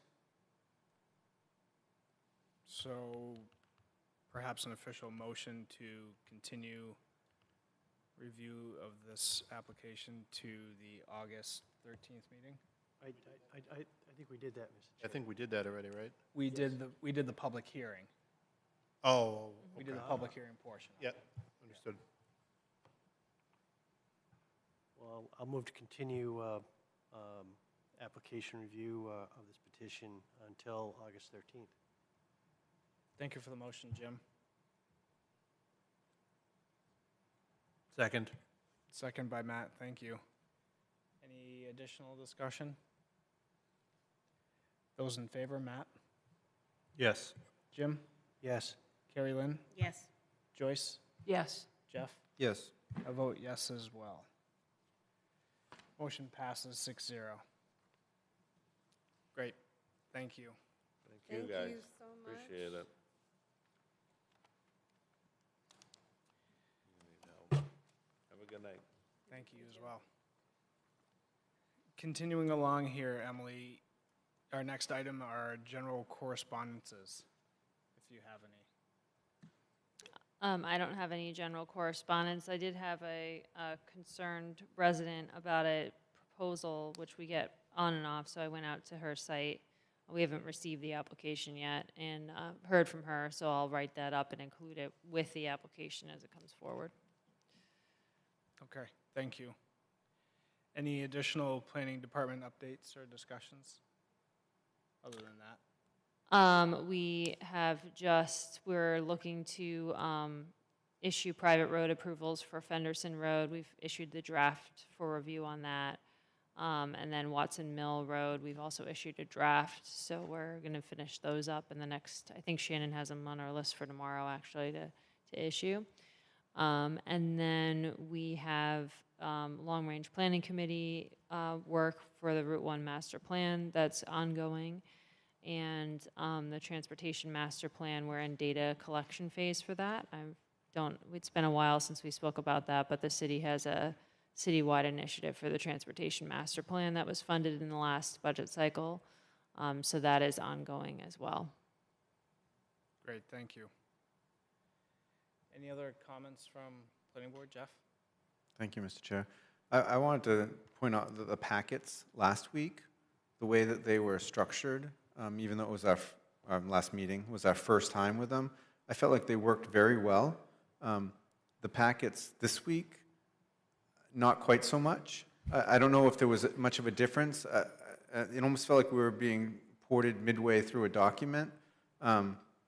So I don't know how the other board members felt, but they were both very good. They're easier than before. But if we could kind of migrate a little bit to the functionality of what the previous week's was, I found much easier to use. And the only other thought is, when we do like a continuating packet, is there a way that you can maybe have a tab, like when we open up that particular agenda item, that the previous packet is there as well, so that we don't have to try to go back to the previous meetings? Just kind of a thought.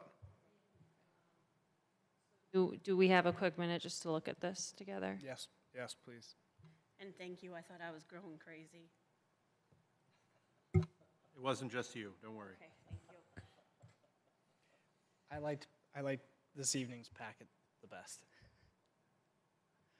I like, And I don't know if it's just my iPad, but it would occasionally jump half a page. Mine did the same. So it jumped you around in a different packet because I added the link from the last meeting because we didn't get to 89 and 94. So we just, you auto-continued it from the last meeting. So we didn't give you new materials. We just want to make it clear you're reviewing the materials that were in the previous packet. So when we did that, it just dumped you into the last agenda. It didn't bring you to the actual spot. You had to scroll and find it. So that's why it seemed jumpy in that section. So that's not the norm. It was just to make it clear that this was something that already had continued forward. So that's why that was funky. The rest of it, we did the exact same way that we've previously done. And then what was the other question? Oh, if there was a way to get 2 items open at once. So you just want to hover over it and then right-click and open link in new window, and I will check on how to do that for you with the iPads. So then you'd have 2 windows open, and you can toggle them side by side, and there is a way to do that on the iPad too, but. Yeah, if you just push and hold the link, you get that same option. If you push and hold that link a little bit, it'll pop up and give you a little preview, and then you can hit open in new tab. For item 4, application reviews of public hearings, and then C, letter I, or whatever underneath it. Is there a way to make sure it's blue? I mean, I know it's silly, but when I know I didn't figure that out until halfway through. I had to click on it. It did open up for me. Oh, so you wanted to see this link to be blue? Just, it's a visual thing, right? Yeah, so the link itself is blue. This was really just experimenting with getting you back to a previous. Which I liked. I liked that was there. I okay. did. No. I appreciate that. I was just saying, visually, I didn't know I could click on it until I actually. Yeah, me too. Yeah, I was like, it doesn't show up. It doesn't show up blue on. Yeah, so our then iPads. I tapped it. I figured out that I could tap on it, and it did bring me to it, which was great. It's a visual thing. Well, there's Yeah. 2 pieces to it. So Carrie Lynn was looking at the PDF that Lisa sent on Friday via email. Is that what everyone's looking at, opposed to going through the website, which is what Emily is showing here? Yes, I was looking at the PDF I'm looking at the PDF. that was sent. That's what when I was. Yeah. looking at it. And So we'll and just be the sure to CS send you the link Isn't blue. from now on. Yeah, so I think the link in what they've done here, what Lisa and Emily's done here, I think is great. It helps, especially for members of the public, I think works well. For me personally, I'm scattered and I jump around, so I felt it was slow and cumbersome, but the PDF that Lisa sent, I think is awesome because it gives me shortcuts and jumps me to it. But I'm looking at it on my laptop in a PDF program I use for work, so I have an advantage there in how quickly I can move through it. So Yeah, I noticed. You don't need to brag that you got the high-end PDF viewer. I sit here, watch him, and I'm like, am I doing something wrong? So the other thing I heard was just links to previous packets, and so we will still be providing the links on each of the memos. We have a recap review, and these take you to the meeting packet from that night. So that's why they're blue. And so obviously, the old meeting packets will take you to the old meeting packet links. That's an HPC one, but a lot of them will dump you either in, like this one dumps you right to the meeting from that night because all the materials are right there, and then you just choose the one that you're looking for. So that's what those links are there for. Well, I just want to say, I think this new system works pretty well. I really like it. But I agree with Matt here. I don't want to touch something unless it's blue, because I'm afraid something else will happen, I didn't think I could touch it. I was like, what is this? It says, see this link. I can't touch that. It's not blue. Right? Then I tapped it a couple times, and it finally opened up.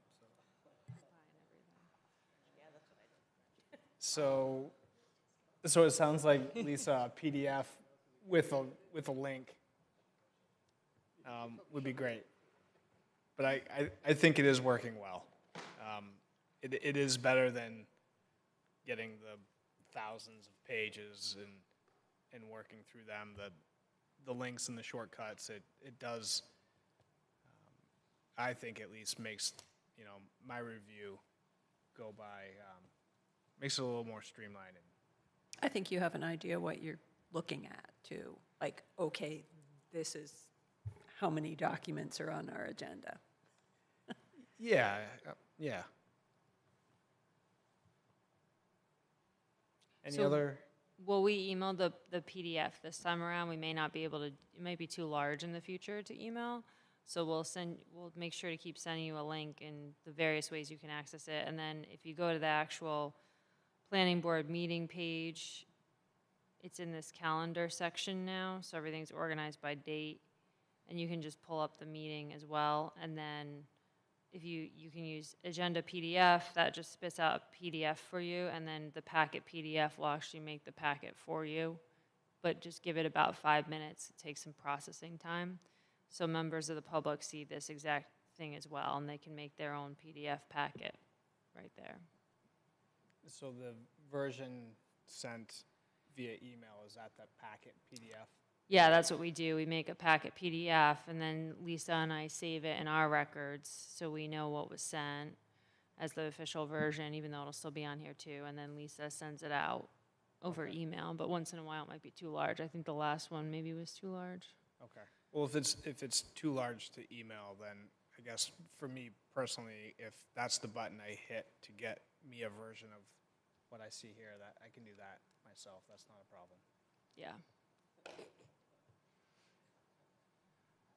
I just think we're very fortunate here in Saco to have City Council invest the money in the technology, and the planning staff smart enough to make it all work. I know the City Council is just waiting for their opportunity to get some of this technology working for them, too. So, thank you. Yeah, and you don't often see him too much, but the comms department, so like we have comms department support here for each of your meetings too. So the comms department was a big, put forward a big effort in this, as did the IT department. They do a great job as well, yes, thank you. All right, any other comments or concerns, questions? All right, it is 9:27 and we'll adjourn. Thank you.